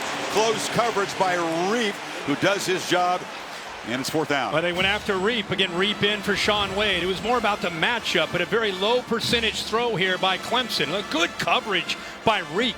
I mean, he is in phase, stride for stride, stays on top, and then does a good job of looking back at the quarterback to locate the football. And Rodgers, who battled so hard to come back from an ACL in the spring, one of the Clemson's best receivers with yards after the catch, has been held in check tonight. Spires to punt. Wilson standing at his 45. Buckeyes come after it, and they knock the punter down. Now we'll see if it's a 5 or a 15-yard penalty. If it's the 5-yarder, it wouldn't be a first down. But if it's another Ohio State personal foul, it could be another crucial mistake. It looked like a personal foul to me. I don't think he ran into him at all. Personal foul, roughing the kicker, defense number 26. 15-yard penalty for the previous 5. Yeah. That's Cameron Brown, backup corner. Another mental mistake, and Clemson's drive is now prolonged. That's right. Olave, Cameron Brown, Ohio State dials up the pressure with Clemson pinned back deep by their own end zone. The AT&T pylon cam showing you the contact there, and that is not running into the punter. 7th penalty in Ohio State. Another major penalty, and now the Tigers are set up at the 30-yard line. Remember, the 3rd down play with the targeting call gave them a first down. It would have been 4th down. Now they catch a break here on this punt to keep another drive alive. The Fields has to wait. Justin Ross, by the way, back in the game. And this is Dixon spinning free. Cut it back. And a productive gain out near midfield for Lynn J. Dixon. But watch again. Landers gets in, and what a good job by Dixon. Feeling that, putting his foot in the ground, cuts back the other way. This play's designed to run to the left, but because of the penetration by the interior, 67 Landers, he decides to put his foot in the ground and cut all the way back and picks up big yards. Another Ohio State player. That's now. Jeff Okudah, the unanimous All-American corner. It's a test for this defense. They thought they were off the field. They were. Now suddenly having to try to keep Lawrence at bay.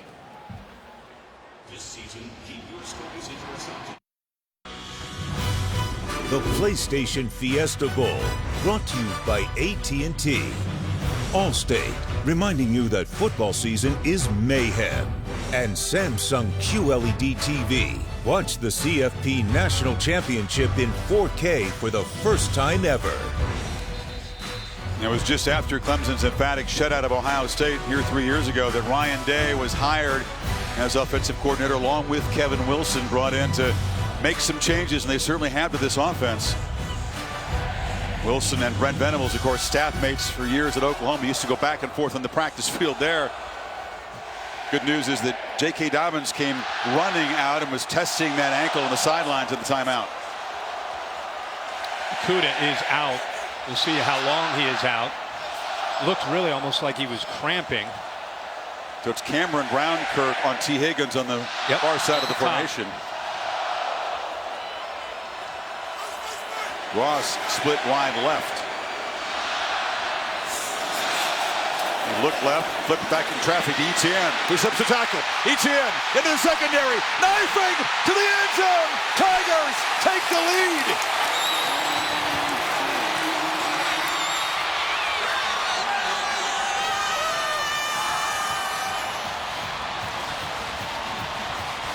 Remember, 53 yards. Etienne, they can't get him out running the ball, so they try to get him in the passing game. Malik Harrison has him. You can see Simpson gets out there, but now he's in the open field. Great blocks downfield by these wide receivers. Overton 14 with a big block. You can see 76, the center Pollard way downfield. And Travis Etienne is as explosive as any running back in college football. And when he's got room and starts to run downhill, look out. Not a big impact as a runner tonight, but as a receiver, an electric play. And once again, an Ohio State major penalty. The roughing the punter call against Brown gives new life to the Tigers offense, and they go 99 yards for a touchdown to take their first lead tonight, 21-16 for the defending champions.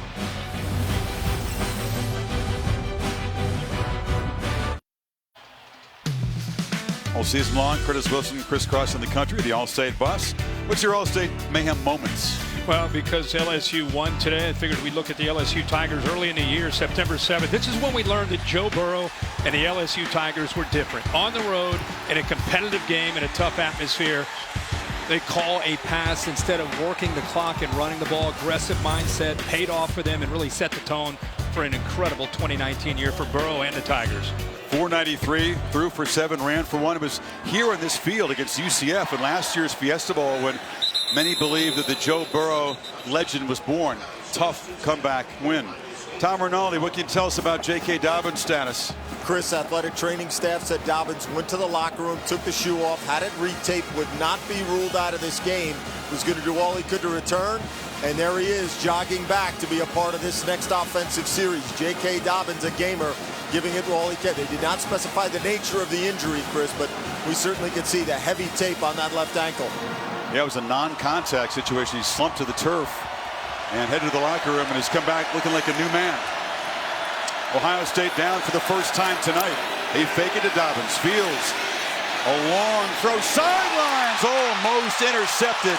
Darian Kendrick was in tight coverage against Mack and thinks he should have had it. Well, that is a long throw and really good coverage by Kendrick, who is anticipating that comeback.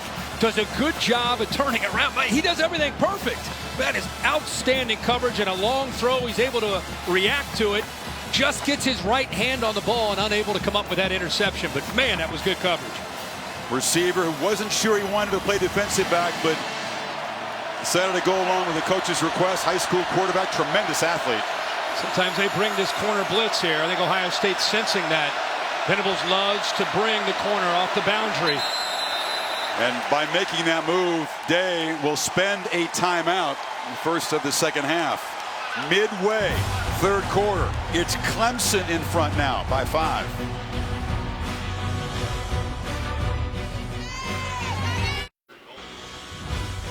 College Football Playoff National Championship Trophy presented by Dr. Pepper. Clemson's got a couple of them, trying to make it 3 in 4 years, which would be truly astounding. A lot of work to be done, though. Ohio State taking over at the 25, behind suddenly. What was Ohio State doing in the first half that gave Clemson trouble? Attacking, tempo, getting them on their heels. We've not seen that in the last 3 or 4 possessions. And until they get a first down, it's hard to create that tempo.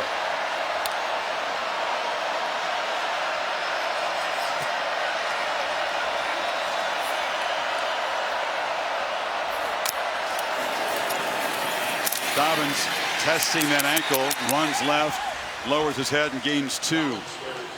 They are really attacking the line of scrimmage right now. I think they're feeling confident about the matchups on the outside. Terrell on one side, Kendrick on the other, frees up their safeties and backers to try to attack downhill, especially on early downs. Then it gets Venables to third down, where he gets creative and tries to affect the O-line and the quarterback.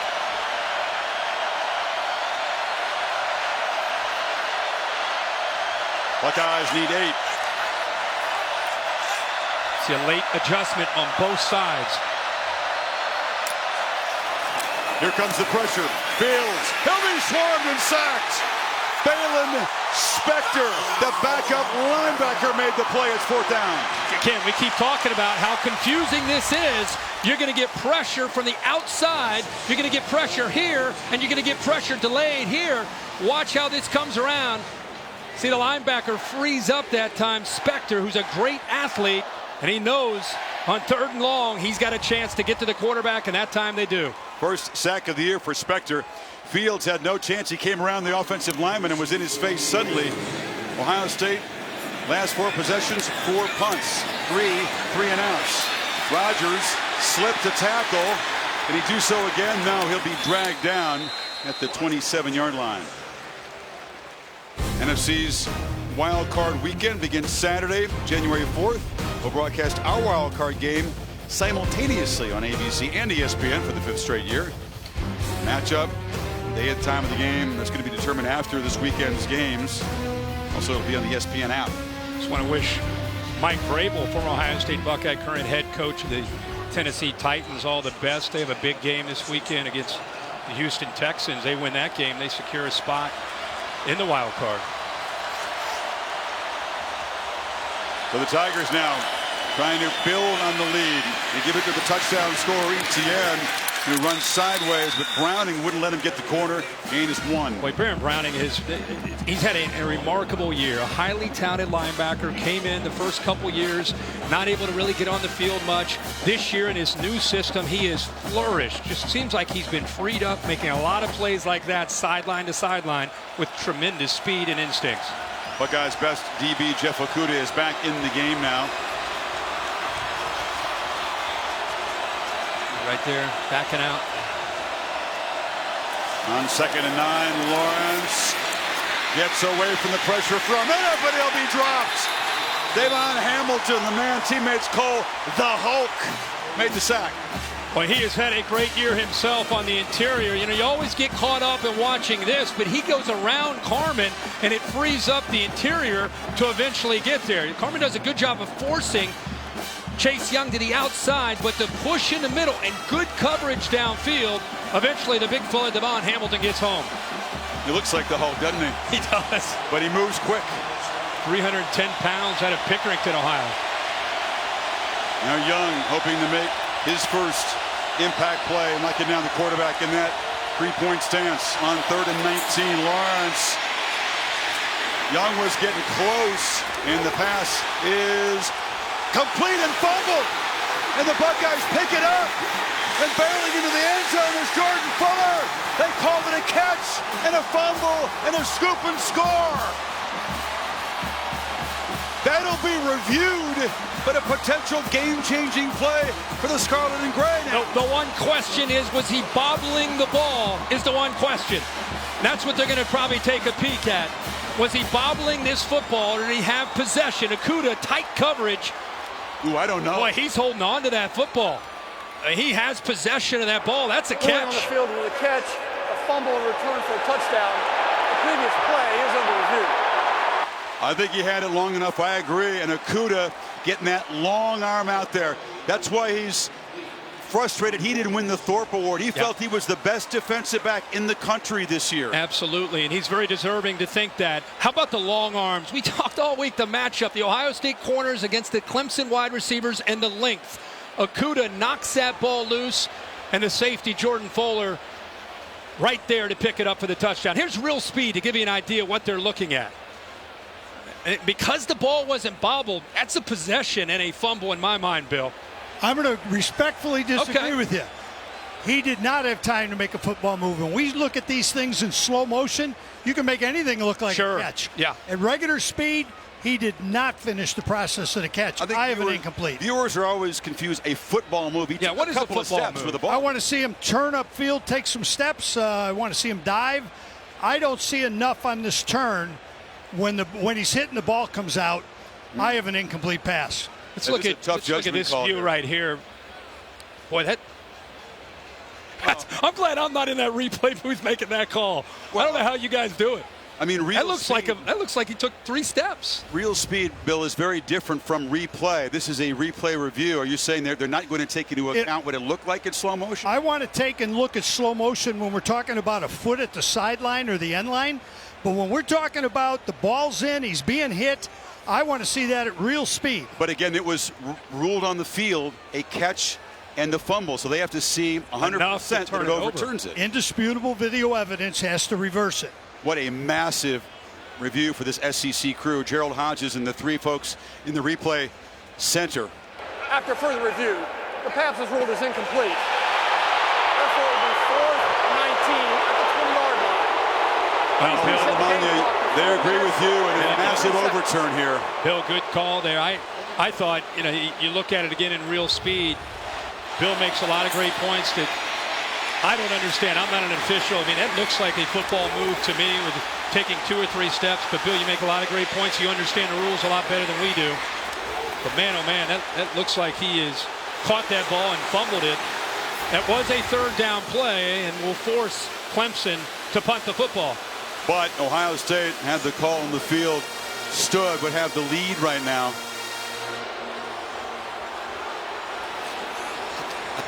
I bet you they don't come after this punt. They roughed Spires the last time. They peel back, and Wilson will have a go. No fair catch, and dances around a short return to the 46. Tomorrow night, a special Sunday night NBA matchup on ESPN and the app. As LeBron and the Lakers host the Dallas Mavericks. Coverage begins at 9 o'clock Eastern time with NBA Countdown, and Mavs-Lakers at 9:30 on ESPN. Is Maria going to jet out there and be involved in advance of the Rose Bowl coverage? Yeah, I hope so. You know, Maria, that LeBron James is kicking up his feet right now, I'm sure, watching this game, cheering on his Buckeyes. Hey, Fowler, actually, I am going right out there. I'm doing countdown from L.A. Hey, Taylor, I knew you could do it. But you're right about LeBron. He sent Beats headphones, by the way, to all the Buckeyes players and kind of advised them to make the most of their opportunity. It's a run all the way, and Fields will fall forward for about 3. More I watched the adjustments we talked about at halftime. Boy, a couple of Clemson players go down. Skalski and the 2 inside linebackers. Chad Smith is down as well. Fields was slow to get up, readjusting that brace. We've seen limited effectiveness with him as a runner tonight. Yeah. He's been more effective throwing the football. But I tell you that you can see the physical nature of this game. What these teams are pouring into this thing, which is everything they've got and then some. And we had guys on both sides go down, try to come back, gritting their teeth big time. And then you see Justin Fields stretching. I think he got cramps, probably trying to stretch the calves out. We're seeing a lot of players are dealing with a lot of things, not just the physicality. Just, you know, we saw Kuda go down with some cramping. Now you see Justin Fields. Skalski's dealing with some stuff. Smith got up and walked off okay. Well, what I started to say was about Venables. We talk about halftime adjustments. What he has done is he's been able to crank up pressure more, attacking the run game, whether it's Dobbins or Fields, leaving corners on islands. Ohio State's going to have to throw the ball. Comes Skalski in. Yeah, left of your screen, you see Skalski rolled up right into his partner. Yeah. And so Jake Venables, Brent's son, freshman linebacker, is in the game. And Fields steps up, downfield shot, loop ball, and Olave could not fight back through Darian Kendrick. Ohio State fans not getting the flag they've called for there. Yeah, that's what I was just saying. You have to be able to attack downfield. If they're going to play that kind of defense where they're loading up, receivers got to win, you got to get the ball downfield. That's a great matchup with the speed of Kendrick.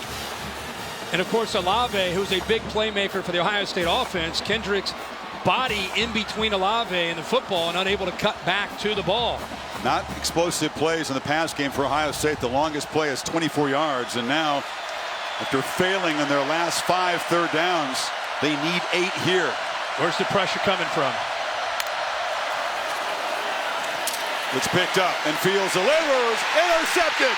Simmons dancing down the sidelines, made the key pick, the first turnover of the game. The All-American Butkus Award winner. This is what makes Isaiah Simmons so good, is his range. He plays so many different positions. He's sitting way back here, and eventually he's able to get back into coverage. You'll see the corner blitz come from over here, which is picked up. But watch 11 go to the middle, work his way, follow the quarterback's eyes, and then use that speed, closing speed, to make the interception for the Clemson defense. Eyes it, sees it, feels it, steps in front for the pick. And Simmons, who was the 451st ranked recruit when he came out of Kansas, recruited personally by Brett Venables, has been making plays like that all year for the Tigers defense. Just the second pick of the season for Fields, and it sets up Clemson, and now Joseph Ngata makes the catch, takes a hit, but moves the sticks. Gives you an idea of the depth that they have. They brought in Ngata this year as a true freshman out of California, along with Frank Ladson, another freshman. Very similar builds to T. Higgins and Justin Ross. He's 6'3", comes up with a great catch using just his hands. And suddenly it's the Ohio State defense that feels like it's on the ropes right now. Clemson spent most of the first half in that position. Tigers trying to stretch the lead here. And Lawrence keeping all the way. Makes a little inside move and then gets the corner and runs away from Harrison and scoots for a nice gain into Buckeye territory. That time they took advantage of Chase Young's aggressive nature to try to rush the quarterback. He tries to get upfield and close, and nobody blocks him. Eventually, Saravinka does, but by then, Trevor Lawrence was able to just get outside of Chase Young, who lost contain there. And Lawrence, who had the big 67-yard touchdown run, is approaching 100 yards on the ground tonight, 86. They fake it to Dixon. They flip it short. Higgins in traffic is hit immediately and dropped for a loss after the catch by Harrison. Surprised they went back into the boundary where there's just not a lot of real estate, not a lot of room to run for the receiver. They create that stack look, to free up the second receiver who's on the back side of the front receiver to try to get him freed up to make a play, but just nowhere for Higgins to go with great speed in pursuit there by the Buckeye defense. What's the call here now, Kirk? 3rd and 6 for the Tigers offense. Again, you got to rely on the quarterback because he can run it. Give him a play where he's got the threat to make a read and make the throw, or pull it down and take off and go. Dabo Swinney wants to call a timeout. Had 3 receivers bunched to the right, but the play clock was winding down, and Dabo sensing the importance of this 3rd down. Again, they've got the Ohio State defense sort of on their heels, and Clemson chance to stretch the lead. 21 unanswered points here. And you just had a feeling that the red zone opportunities where the Tigers defense stepped up, forced field goals was going to be a huge role. And then, of course, penalties have played a massive role for Ohio State. You get to this point in the season, and it's a big-time playoff game with so much at stake. You look at the two teams on paper. Everybody all week, what do you think? What's going to happen? This is kind of what you thought. Ebb and flow, momentum changes both sides. Who at the end of the day is going to be able to capture and take advantage and capitalize on most of their opportunities? Right now, Clemson's starting to have that momentum. It's a long way from being over. It's turnovers are out there, field position, which quarterback can make a play, which receiver can get separation. Big plays are ultimately going to decide the outcome of the game. Very different semifinal from the first one in Atlanta when LSU basically knocked out Oklahoma in the first quarter. Joe Burrow throwing for 7 touchdowns, all in the first half, running for 1. This one very much up for grabs. 10 defenders up tight within 5 yards of the line of scrimmage. Just one safety back deep. And they bring pressure and they get him. Baron Browning from the linebacker position, and the Buckeye defense makes a crucial stop. Well, they move Chase Young to the inside and bring Baron Browning. Chase Young is here. Baron Browning, the linebacker, here on 3rd down, and they can't double team Chase Young. It's one-on-one with Baron Browning. He's able to get there. Chase Young as well, and a good call there by Jeff Hafley, moving Chase Young around. Hafley said the faster the game, the bigger the role for Baron Browning. It's a fast-moving game right now, and number 5 makes a huge play. 3rd sack for the Ohio State defense, adding to their impressive total. Wilson waiting the punt as Spires rolls out and kicks it rugby style. And it's a dangerous play. The freshman fielding it on the hop up near his head. Knocked out of bounds at the 15-yard line. Of course, all season long, for every field goal and PAT, All-State makes a contribution to the university's general scholarship fund. Thank you, All-State. So the Ohio State offense, which has been frustrated, you pointed out, Kirk, unable to recreate that tempo and the aggression we saw in the first 25 minutes of the game. You know, I know you love the Australian style punting. I thought he might take off there. The Ohio State punt coverage team, watch them. They kind of start to run and take off. Look at the room that he has. I thought he was maybe thinking about taking off and running. Had he would have made the first down. He would have had a shot. So Fields needs a spark here. Finds Mack in the flat. It's a short gain out near the 25. Kendrick stopped him. Ball underneath. You know, Clemson's been playing a lot tighter with Kendrick and Terrell on their edges. That time with soft coverage, an easy read and throw for Fields. But here comes that tempo. So Fields has to regroup after just his 2nd interception of the season. Finds KJ Hill. The other interception was basically on a trick play that went wrong. So this by far the biggest interception he's thrown in his college career, and must bounce back right here.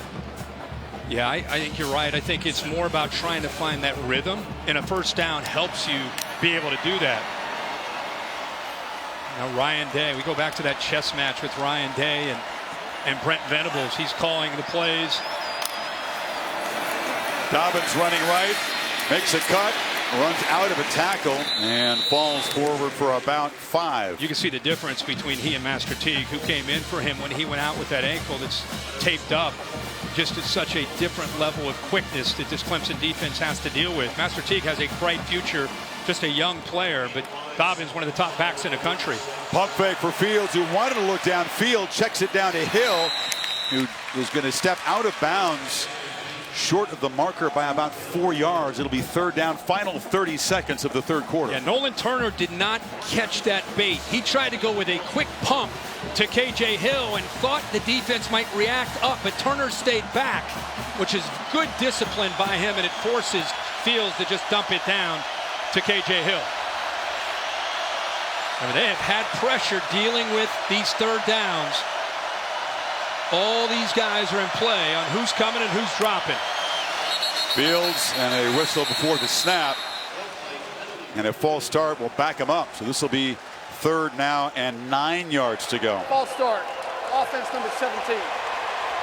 5-yard penalty. It remains 3rd down. It's the receiver Olave. Ohio State Kirk just 4 for 13 on 3rd downs. Clemson's made life miserable for opponents all season long.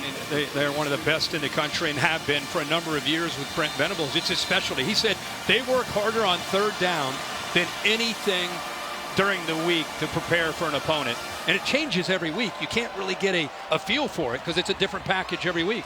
And the 3rd and long play will be the first play of the final quarter with a spot in the championship game on the line. Clemson leads by 5. You're watching the PlayStation Fiesta Bowl on ESPN.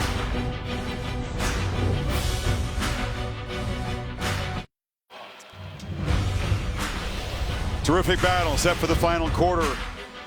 College football playoff semifinal number 2 at the PlayStation Fiesta Bowl. 16 straight for Ohio State. 21 in a row for Clemson, including the only points in the 3rd quarter. And Dabo Swinney's team hoping to get the football back if they can stop Ohio State on this 3rd and 9. And Josh Myers, the center for Ohio State. You can see him pointing right now. He and Justin Fields trying to get on the same page on these 3rd downs. He's ultimately affecting the protection, which way to slide, who they try to account for. It's very challenging when Clemson shows blitz one way. Sometimes they come, sometimes they drop and come from the other direction. We sat down with him the other day, and he said, man, it's like preparing for a final because there's just so much to prepare for. If they disagree, the quarterback gets his say of the correct protection, by the way.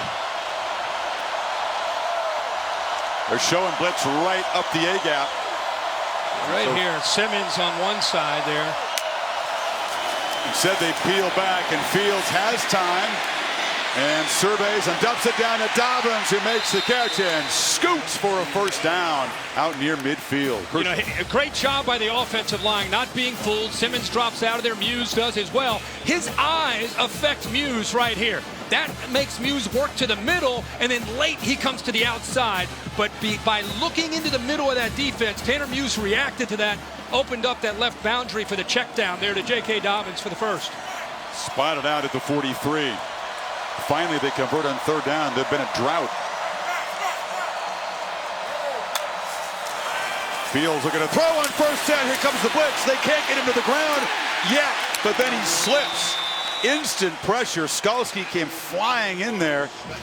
Fields had just a second to regroup, but couldn't get away from Spector and Foster. Yeah, they do a good job of bringing Skalski. Dobbins is trying to find out where to chip, where to help out. And right there, I thought Fields might just take off and go, but the hesitation allows the rest of that defense to be able to corral him. Nice job by Dobbins there. Now Fields got to get out of there. This defense is too fast to wait. You either got to get rid of the ball or take off and go. As you say, take off or just throw it out of bounds. Instead, it's a 5-yard loss. And they come after him again. From the pocket, trying to escape, looking to launch, fires sideline. Nice hands catch made by Victor right at the marker. That's why you do all those drills as a wide receiver. That's what separates great receivers and veteran receivers is ability to use your hands. And with his length, he's able to make that catch. After the 1st down, they're playing with tempo. Long throw to Mack, who cuts back, takes his shot, and knocked down for 9. They're trying to get that aggressive tempo going. Trying to go tempo, and you know what? Venables is not pulling back from his pressure. Blitzed again that time, so it's kind of tempo against tempo. But you notice Ohio State starting to gain some momentum here in the way they're attacking. 2nd and 1. It's Dobbins, who cuts it back and plows for a 1st down inside the 35. Just for people that understand that when you go tempo like that, not only is it hard to get lined up, you have to communicate the call and make sure everybody is on the same page defensively. And because you're thinking so much, you lose a little bit of that speed and a little bit of that downhill play. On 1st down, they dump it down to Dobbins. Dobbins against Simmons, who's just able to force him out. That's great athlete versus great athlete. They pick up 7. And Skalski actually has J.K. Dobbins, but because of the way they're blitzing those two inside linebackers, nobody there to pick up J.K. Dobbins, who leaks out of the backfield. We've seen that a couple times now where he's been on this drive, been able to work out of the backfield, and Fields, nobody open downfield, so he's checked down to an open running back. Buckeyes made subs that allows Clemson to do the same, so both teams kind of taking a breather here as Dobbins limps again. Boy, he's leaving it out on the field tonight. Teague in the game on 2nd 4. Fake run, looking to throw. No one was open. The Tigers were not fighting. So 3rd down coming up. Yeah, you might be thinking, what the heck is he doing there? He's just trying to sink and show that he is running, trying to get the safeties and the linebackers to bite on that. But Chris, you're right. They sat back, weren't biting that at all. Nobody open. He just throws it away, which is a smart call there. Now they got a shot here on 3rd down and 4. Got Dobbins back in the game. How much rest, right? Limping over there, you got to come back in on a big down. Instead of digging deep on both sides. And it's Dobbins trying to push forward on that Gippy angle. Did not get there. Foster has played a whale of a game, the backup defensive end. And it's 4th down and a long yard. And that's one that Justin Fields would probably love to pull on its own read. The end collapsed down. If he pulled that, he walks for a 1st down. They not hesitating. And on 4th down, Fields again tries to bait the defense. Throws end zone. Touchdown, Olave! And OSU reclaims the lead. Well, they got a matchup that they wanted in a gutsy play call by Ryan Day. Nolan Turner, who's a great safety, but he's matched up one-on-one against Ohio State, maybe their best route runner, and Chris Olave. It's a mismatch. You can see he gets that separation, and a good throw by Fields as he leads him into the end zone, but well-designed play to get Olave matched up against Nolan Turner. Breaks the 21-point run by Clemson, so a hasty decision there to go for it on 4th down. You tell me Day can spot that mismatch right there and make that call that quick? Wow. Incredible. I think he saw from earlier formations that he might be able to get this matchup and didn't. You notice they didn't hesitate. That was not a look over. They went quickly, and Ryan Day knew exactly what he wanted. He knows he's got a chance. They give him time to make the throw. He does. The Buckeyes take the lead.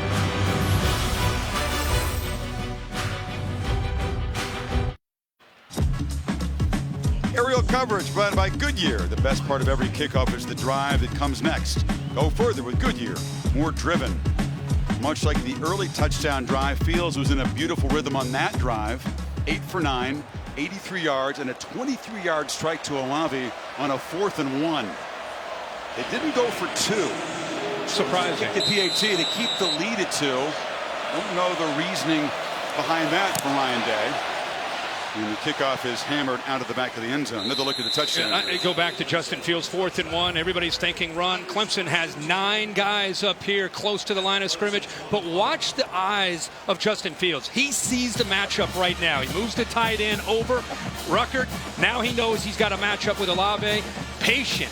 It's just a one-on-one matchup. Backyard football. Make the throw. There's no safeties there. You got a safety on an island with everybody anticipating a run on 4th and 1, and a great throw, great execution. Seeing his ice water in the veins. The sophomore, now Lawrence again. Again, the first time in his career tonight he's had to take snaps as a quarterback behind in the 2nd half. And again, he takes off. Almost another huge play.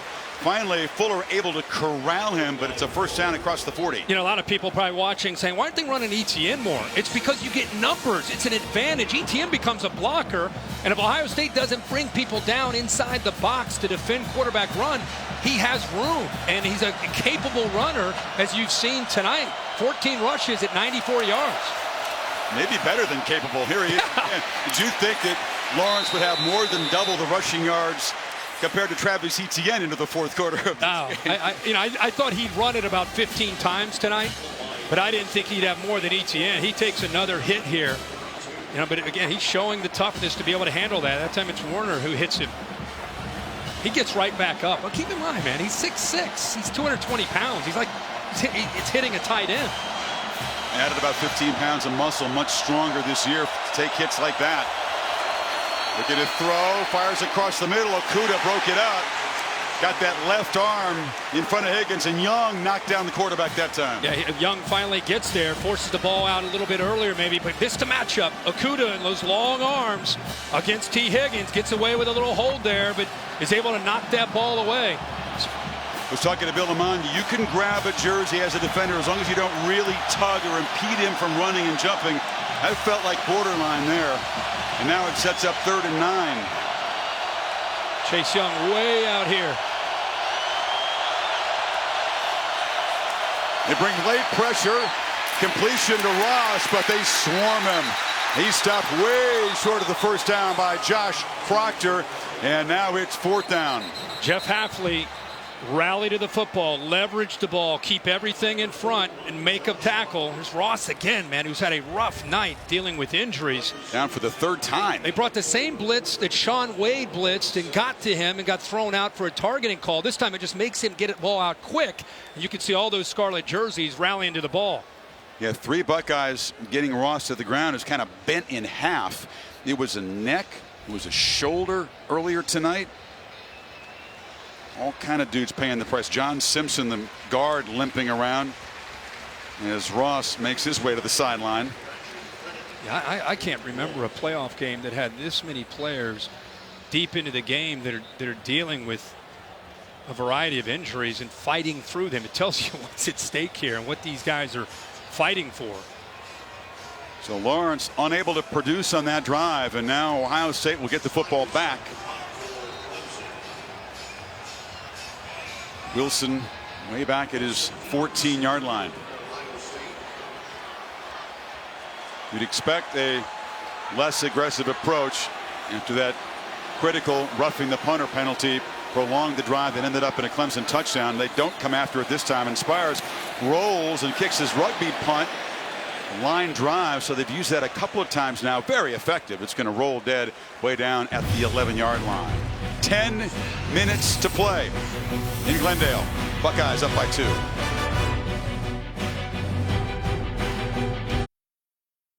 The PlayStation Fiesta Bowl, brought to you by PlayStation 4, the best place to play. The Nachos Party Pack from Taco Bell. And Dos Equis, keep it interessante. Please enjoy Dos Equis responsibly. Well, New Orleans is going to be the place to be, of course. Learn about the events and the festivities planned for the CFP's championship campus at collegefootballplayoff.com.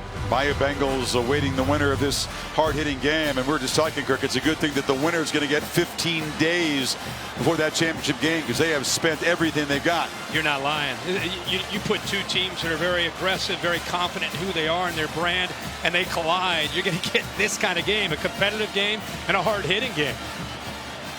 Now Ohio State just trying to avoid a mistake, work on the clock, add the lead if they can, but you wonder whether the aggressive approach will continue. They roll, they try to find the tight end that overshot Ruckert. Yeah, Austin Mack got tackled that time by a Clemson defender. Looked like Kayvon Wallace as he was running his route. There's 2 flags that went right at that contact by Wallace. Holding against an eligible receiver, number 12, the defense. 10-yard penalty for previous spot. Includes an automatic first down. On the inside here, he's trying to run a route, and Wallace kind of wraps him up, brings him down. You see the official at the top of the screen, grabs his flag right there. Gives the Buckeyes some breathing room. First down now at the 21.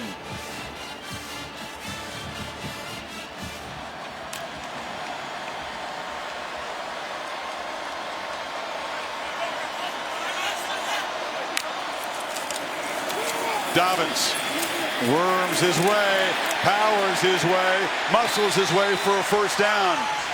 If they can continue to run up the middle, that would make Ryan Day very happy in this situation. You go back to your strength, the interior. Great push by that offensive line that time. Good hard running by J.K. Dobbins, especially considering he's dealing with that left ankle. But that was a surge from the middle and a good push for the first down. They fake it to Dobbins. Fields has to elude the rush and can't. And he'll take a huge loss as Kayvon Wallace came from the safety spot and knocked him down way inside the 20 now. You know, when you bring this many blitzes, you create one-on-one opportunities. Linebackers are blitzing. Wallace is here. He goes up against the tight end, and watch him be able to work off of that tight end attempted block there in pass protection, a max protection, and he works off of the tight end Ruckert. All those one-on-one opportunities, someone's bound to get free with all that blitzing. Remember that play, an 11-yard loss on first down. Now Fields looking to take a downfield shot. Olave broke the route off, and it's intercepted by Kendrick. Flags are down as Kendrick weaves his way for a return into Ohio State territory. Still running, and now steps out at the 31. Now we'll check the flag on the far side of the field. He grabbed a hold of you can see Ryan Davis right in front of the Ohio State bench. He grabbed a hold of Olave. That's what made Olave quit on the route. Then he saw the football in the air, but this will come back and give Ohio State a first down. Holding against an eligible receiver, number 1 of the defense. 10-yard penalty for the previous spot. I've seen Ohio State penalties be important for Clemson. Now a couple of Tigers penalties on this drive. It's a good matchup. Olave scored the last touchdown, and you can see that kind of a little stuttering go. He grabs a hold of him. A no-brainer there for the official. A little stuttering go caught Kendrick off guard. All he could do is just grab on there and not give up a potential big play.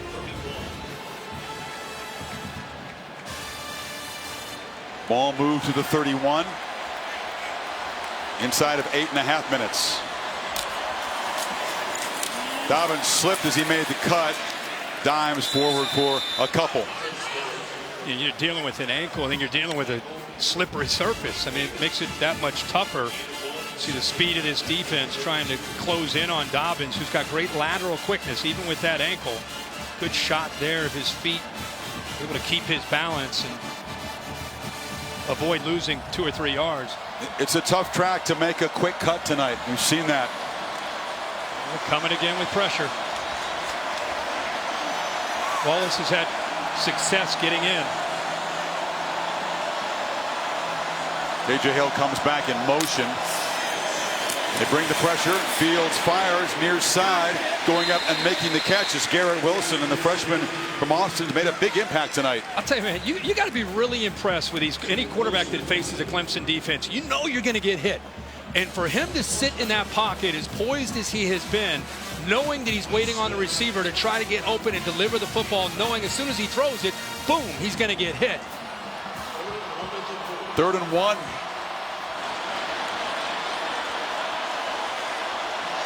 And trying to sneak it is Fields. They're going to spot him right near the 41. Buckeyes signaling first down, but this is very close. At first, it didn't look like he had it. Initially, the freshman Tyler Davis pushed back Josh Myers, but it was a second effort that gives him a chance here. Why? See Davis push it back. He's not going anywhere. Then, that second and third effort gets him there enough for the first down. And they are moving the sticks. Fields an incredibly strong lower body. It's hard to appreciate on TV, but I promise you. You're right about that. Notice that tempo that's been successful for them so much tonight is put on the shelf. Now it's more about working that clock with that 2-point lead.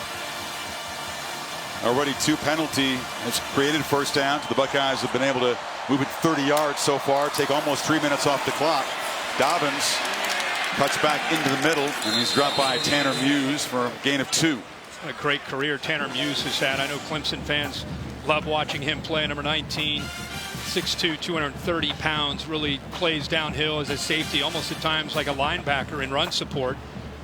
Had some picks early this season, actually leads the team with 4 interceptions, all ACC safety.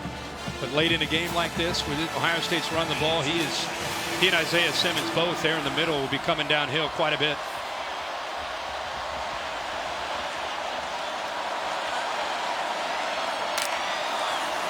Fields fires, catch made, Mack first down. They'll keep the drive alive and move it to the Tigers 45. Again, good job by Fields. He knows that Tanner Muse is coming from his blind side right there. We just talked about 19. Sits in there, throws the ball accurately, looks to the strong side where he knows he has a favorable matchup in zone.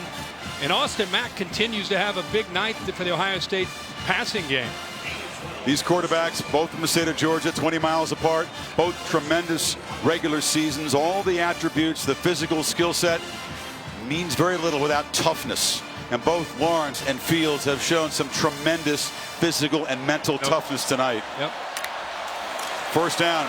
Dobbins cuts it back. Dobbins just tripped up by Simmons, who saved a huge gain. Yeah, it was one-on-one with Tanner Muse and J.K. Dobbins. If Isaiah Simmons' shoestring tackle doesn't come through for Clemson, the cutback right here, the vision gets back, and then right there, Isaiah Simmons. Otherwise, Tanner Muse right there is the only defender left between Dobbins and that goal line. It was screened off somewhat by an official there, too. So the long arms of Simmons, a crucial tackle. Still a 6-yard gain on first down, though. Buckeyes can snap at this time about the 5-minute mark. Dobbins again trying to get wide and cutting it back for a loss of 1. Foster stopped him 3rd and 5 now. A nice job of slanting that same direction that Dobbins was going. Just nowhere for Dobbins to try to find that crease and make that cutback. Here we go again with a big 3rd down. Oh, yeah. If the Buckeyes can't make 5 of the decision to make, perhaps give the football back to Trevor Lawrence with a chance to win the game in the closing minutes. Ryan Day and Justin Fields have been aggressive. They found matchups. Fields, bubble screen. Mack makes the catch, will not make the yardage. Chad Smith knocked him down. And it's 4th down, ball just inside the Clemson 40. And you go back to whether or not they should have gone for 2 to try to get it to a 3-point lead. They're sitting on a 2-point lead. Affects the strategy of what you're doing on both sides of the game. A field goal, if Clemson were able to get the ball, obviously would win the game instead of potentially tying it. Drew Chrisman, tremendous punter. Punting is not a big part of the Ohio State season. They've been so effective scoring. And now, is it going to be a fake? He runs up like he's going to take the snap under center. Remember the pass that he threw against Wisconsin? And just trying to bait the Tigers into jumping offside here. That was exciting for a second. It was. He sold it with the aggressive approach there for sure. He came charging up under center, but Clemson was not going to buy it. You jump offside there, Ohio State would have had a first down and a chance to chew on more clock. As it is, he'll take the 5, back it up, and now Crispin will try to pin Lawrence back deep. You saw Dabo Sweeney talking to the official. I think it had everything to do with him giving that hard count. Quarterbacks cannot give that hard count. Crispin was giving that hard head count, trying to draw the defense off. Empty possession for Ohio State with an asterisk because they took more than 6.5 minutes off the clock by moving the ball 45 yards. Those 2 defensive holding penalties on Clemson were important as well. And let's see if Crispin can execute perfectly again and give the Tigers a very long field to try to drive for a potential go-ahead field goal. Hit very high with backspin. The coverage team trots down there, and it actually bounced off a Clemson Tiger. It hit Kendrick. He was fortunate to maintain control. Wow. From the 6, T-Law takes over.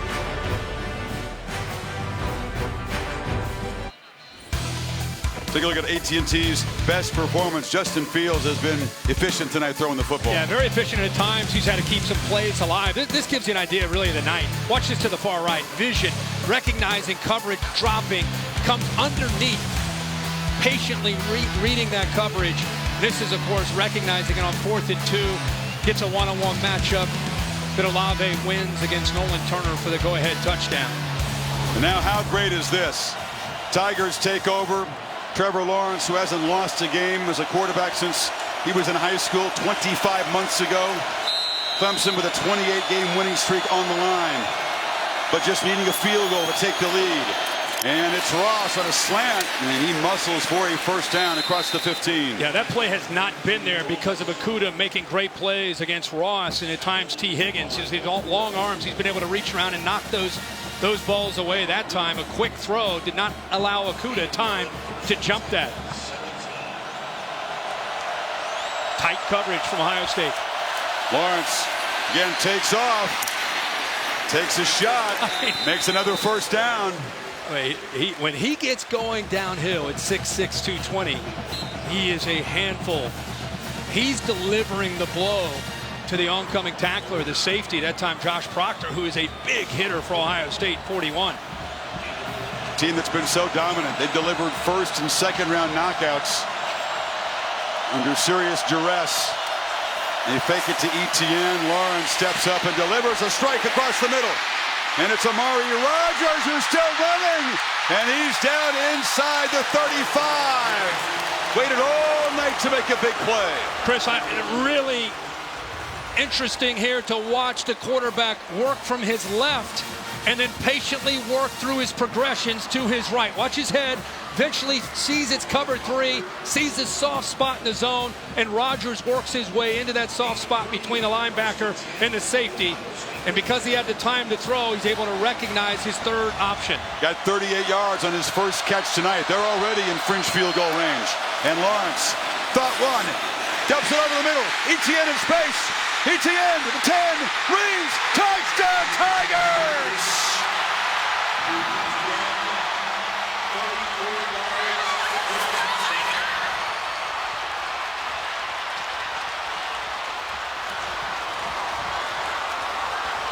A championship drive from the defending champs. He's been running and running, and what does that do to the linebackers? They're going to come up to stop that quarterback run game.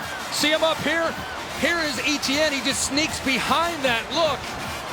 Well designed, and there's Etienne in the open field again, where he's so dangerous. And unlike Ryan Day, who did not go for 2, Dabo Swinney up 4. Has the offense on the field. Now they weren't quite ready to execute the 2-point conversion. There was some confusion, so they have to spend a timeout. But meanwhile, Travis Etienne has made an impact more as a receiver tonight. His second touchdown as a pass. Can't get him going running the football, so they've had to turn to throwing it to him. And a couple times now he's been able to get out in space and do damage. But a great call by Clemson at the right time after all the quarterback runs. They hit him with a play action.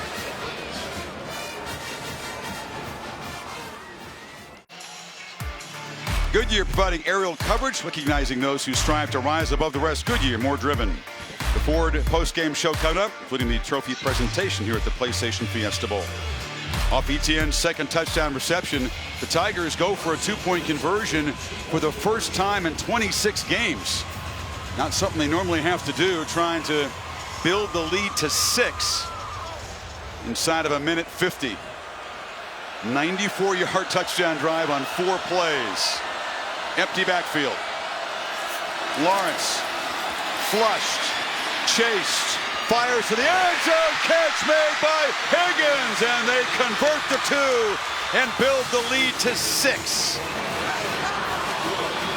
Once again, poise from Lawrence, who on the move found his favorite target. And you might be thinking, what's the point? You know, you kick the extra point, you go up 4, you end up kicking, or go up 5, you end up going with the 2-pointer, you go up by 6. And the thing that's important to understand is if Ohio State scores a touchdown, they still have to kick an extra point. So it's better to be up by 6. Good job of improvising, holding onto that ball, giving T. Higgins a chance to work away from Okudah. There's that matchup again, 5 against 1. This time Higgins wins that battle.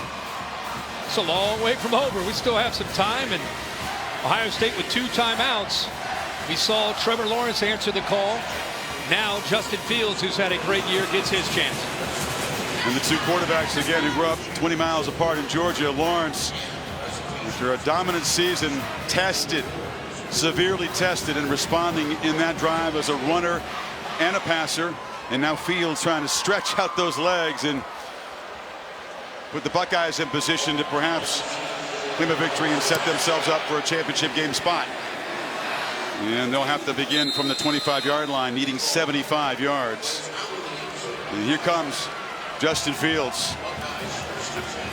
Justin Fields and especially Ryan Day pride themselves on their 2-minute. I talked to Brent Venables and I said, when we talked to the players from Clemson, who wins when you go good against good in a 2-minute? And it sounds like the Clemson defense wins more than they lose when they go against their own offense, good against good. Now they face Justin Fields. So it's strength against strength with 1:49 to go. Dobbins to Fields' right.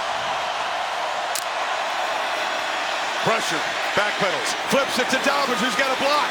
Dobbins tracked down to the 39. Again, the perfect call against the blitz. Yeah, they brought the blitz, brought the corner from that side. That is a perfect time to go to Dobbins. And that's a great answer to an aggressive defense. It's pinning their ears and bringing those backers. This time they don't blitz, and Dobbins takes the easy money. Sideline route, 8 more. They're near midfield. What a workhorse. Carried the ball so far 18 times tonight, dealing with that left ankle. He's ran for 174 yards and now 5 receptions as well. 23 touches in this game, showing a lot of heart. Couple timeouts, plenty of time. Able to get out of bounds. 2nd and 1. Do they perhaps take a downfield shot? They're thinking about it. The Fields across the middle of the hill, and the reliable senior makes the catch at the Clemson 40. They brought the 2 middle linebackers again. When you bring linebackers, it creates a vacancy behind them. Look at him sit in there, deal with that patiently, and make that throw. Playing with tempo, they dump it down to Dobbins again, and he's open and scoots for a big first down gain, 9. They may want to account for 2 coming out of that backfield. That's 3 times now, the screen, and then 2 checkdowns where they've gotten Dobbins the football for positive yards. 36 seconds. That's all it's taken him to move to the Clemson 31. And he's been able to get out of bounds, and they've been able to hold those 2 timeouts. Fields, and he looked for Mack.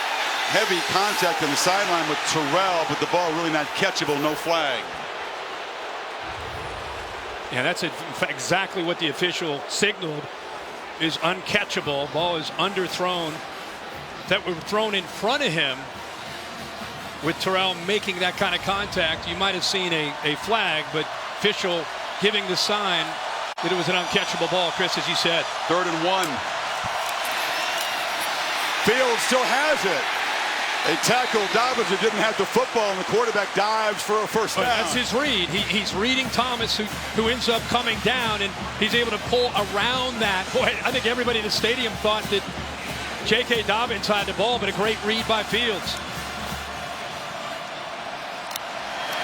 54 seconds is Fields. Pump fakes. Can he escape? Yes. And he'll slide down with that brace.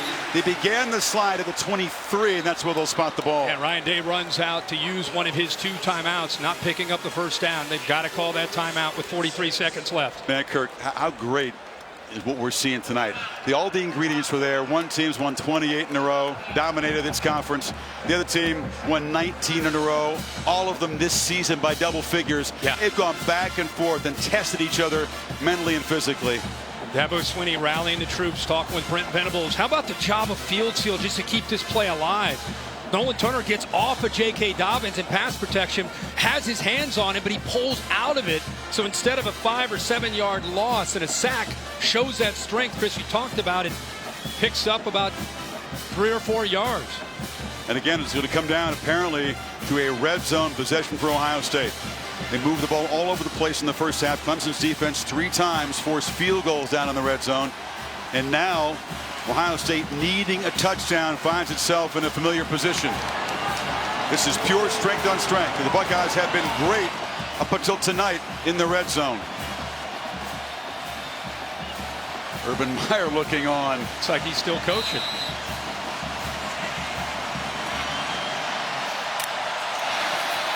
Second down, Fields scans downfield, fires to the end zone. It's intercepted. Picked off by Nolan Turner. And the Tigers are not going to be dethroned tonight.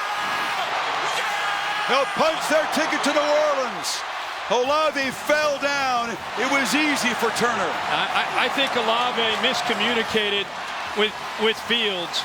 He ended up coming off of his route because it took so long for Fields to eventually give him a chance to throw the football. He's going to come from the outside and work to the middle because it takes so long for Fields. Watch Olave right here. The ball is thrown out here. Olave puts his foot in the ground and comes back the other way, thinking that maybe the quarterback's going to scramble. So he aborted the route. Turner has his eyes on the football, and Olave beat Turner earlier for a touchdown. And this time, Turner comes up with the answer in a game-winning interception. Fields in disbelief when the man who threw 1 interception all season long has thrown 2 tonight. And Trevor Lawrence and the Tigers can take the field for victory formation. Ohio State can stop the clock only once. Dabo Swinney wrestling with Brent Venables, who was out of sorts. His defense confused on its back heels early tonight. But again, another stop with their backs near their own goal line. And Clemson's going to make it 29 in a row and head off to the city of New Orleans to take on LSU for a championship. One of those games you almost feel like you hate to see either team lose. These teams left their heart on this field. They played great. Both teams dealt with adversity. Both teams dealt with momentum that was for them and against them. They just kept fighting to the end. And it comes down to one of the last plays of the game where Fields, as you said, 1 interception all year. He and Olave have had a big night. They had a touchdown earlier and just not quite on the same page. And Clemson wins. Truly tested tonight. Trevor Lawrence, a dominant front runner all season. A come-from-behind hero tonight. A 94-yard game-winning touchdown drive. Travis Etienne, frustrated for much of the night, makes his second electric play as a receiver. What a battle. These teams wanted a chance to prove themselves, and John Simpson, the left guard, overwhelmed with emotion, one of the captains of this team. This is what you play the game for. This is what you hope to be able to get on a stage for these kind of games. And boy, Fields and Dobbins played their hearts out. You love to see the great teams tested. How will they respond? Clemson answer tonight. Let's go down to Maria. Well, Coach, your offense had to march all the way down the field to get you the 6-point lead. Your defense had to step up to preserve it. How would you describe the poise you just watched in your team? What you just said. Defense had to get a stop when we had to have it, and they got it. And then we came out there with 3 minutes, and we said, hey, let's go win the daggum game, man. I mean, let's make some plays. We've been saving that little play action Travis the whole game, and just felt like it was the right time to call it right there. And it hit. So, man, first of all, this is how a championship game ought to be. I mean, unbelievable, the favor of God, first of all glory to God, but also the heart of Ohio State. I mean, what a football game. It's a shame somebody had to lose that game. I told Ryan, I mean, that Ohio State team, what an unbelievable game. That quarterback, the back, I mean, just those guys played their hearts out. But in the end, our guys showed what they're made of. You know, they got the heart of a champion. They got the eye of the tiger. And, man, the favor of God was just with us tonight. And I mean, just unbelievable. Amari, been silent the whole game. And, man, I kept telling him, I was like, I'm telling you, you're going to make a play. And then I also, right before that last one, I told Nolan Turner, I said, don't be pouting. I said, you're going to make the interception to win this thing. And, I mean, it's just amazing to see it end like that. I'm just so proud of our team and our staff. Hard-fought game. We hung in there. You know, we're going to New Orleans. I guess we're playing LSU. So, let's go. All right, it's 29 straight wins for this guy, Dabo Swinney. Congratulations, Coach. Hey, thank you so much. To God be the glory. Tom? Thank you very much, Maria.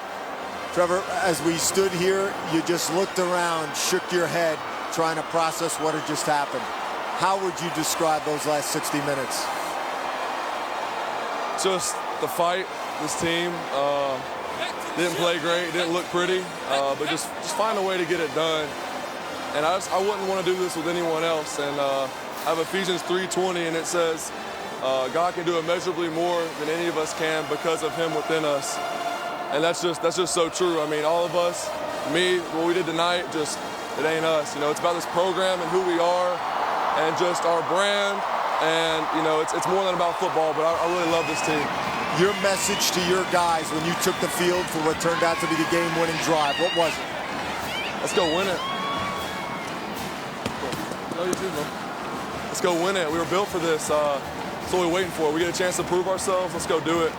And there was no doubt. I told them, I love y'all. Let's lay it all out here right now. So that's all I said. And, I mean, just... Down 16-0. What was the turning point in this game?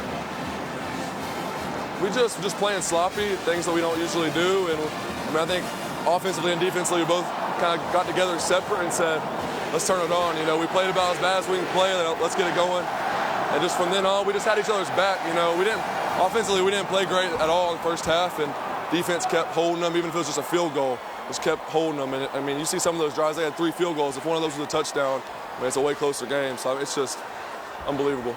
Finally, real quick thought. The narrative all season was Clemson hasn't been tested. How'd you pass this test? Shoot, we got tested. I think we passed. So we got one more left. Well done. Well done. Isaiah, you heard that last question about how this team was tested. What did it take for this defense to rise up? The main thing I would say is definitely just heart. Without heart, none of this would have been able to be possible. And it just shows the fight that our guys had. Nobody gave up. Nobody lost sight of what we wanted to do, even when we faced adversity, even though we haven't seen anything like that all year. So also just the leadership. The leadership helped out a lot, too, just with the young guys and just helping them get their minds right to be prepared to what we had in front of us. Go and celebrate with your guys. Congratulations, Isaiah. Sir, thank you. Another reminder that Lawrence, until tonight, had never taken a snap as starting quarterback with his team behind. The 94-yard touchdown drive delivers another shot at a title. It'll be the tussle of the Tigers, and Clemson's going to take the field in New Orleans. 741 days since their last loss with a 29-game streak. Sign me up for that one. Clemson on LSU. Yeah, that'd be a great game. But I don't think we've been talking about it here. I don't think we could have asked for much more from these two teams. They played great. Both of them got into some uncomfortable areas and showed a lot of fight to be able to get back eventually in a position to win the game. And even Ohio State, you know, they weren't out of it really until that final interception. A lot more post-game coverage, reaction here in Glendale. We'll talk about the Tigers versus the Tigers in NOLA. The post-game show is coming up, but let's go to Scott Van Pelt in our studio. Scott. Harvey, Chris, thank you very much. The Ford postgame is brought to you by the Ford F-150.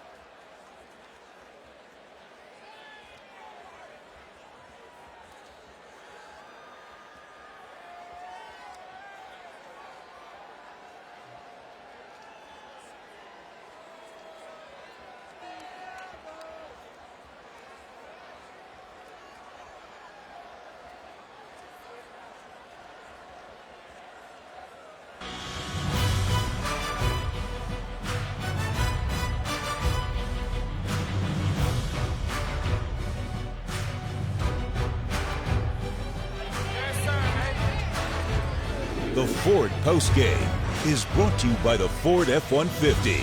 Built Ford tough.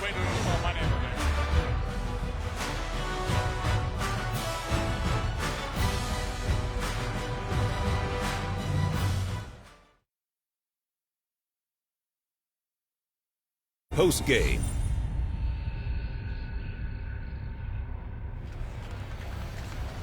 So Clemson, with a 29th consecutive win, puts itself in position now to play for a third championship in the fourth year. The Clemson veterans now win their 10th ring with a chance to go for number 11 and yet another trophy in New Orleans. Pretty nice trophy about to be presented right now. Let's go to Reese Davis. Good evening, everybody, and what a football game we just saw. Hard-hitting, tough, and Clemson assumes a place it's been a lot on a trophy stand right now. Here to present the trophy for winning the PlayStation Fiesta Bowl and representing the Fiesta Bowl is the chairman of the board, Patrick Barkley. the executive director, Mike Neely, and here representing PlayStation is the senior vice president of global marketing, Eric Lempel. So let's hand out some hardware to some guys who are used to getting it. What do you say, Patrick? That'd be wonderful. On behalf of the College Football Playoff and the PlayStation Fiesta Bowl, congratulations to both teams. It was a wonderful game. It is our honor to present this PlayStation trophy to Dabo Swinney and the Clemson Tigers.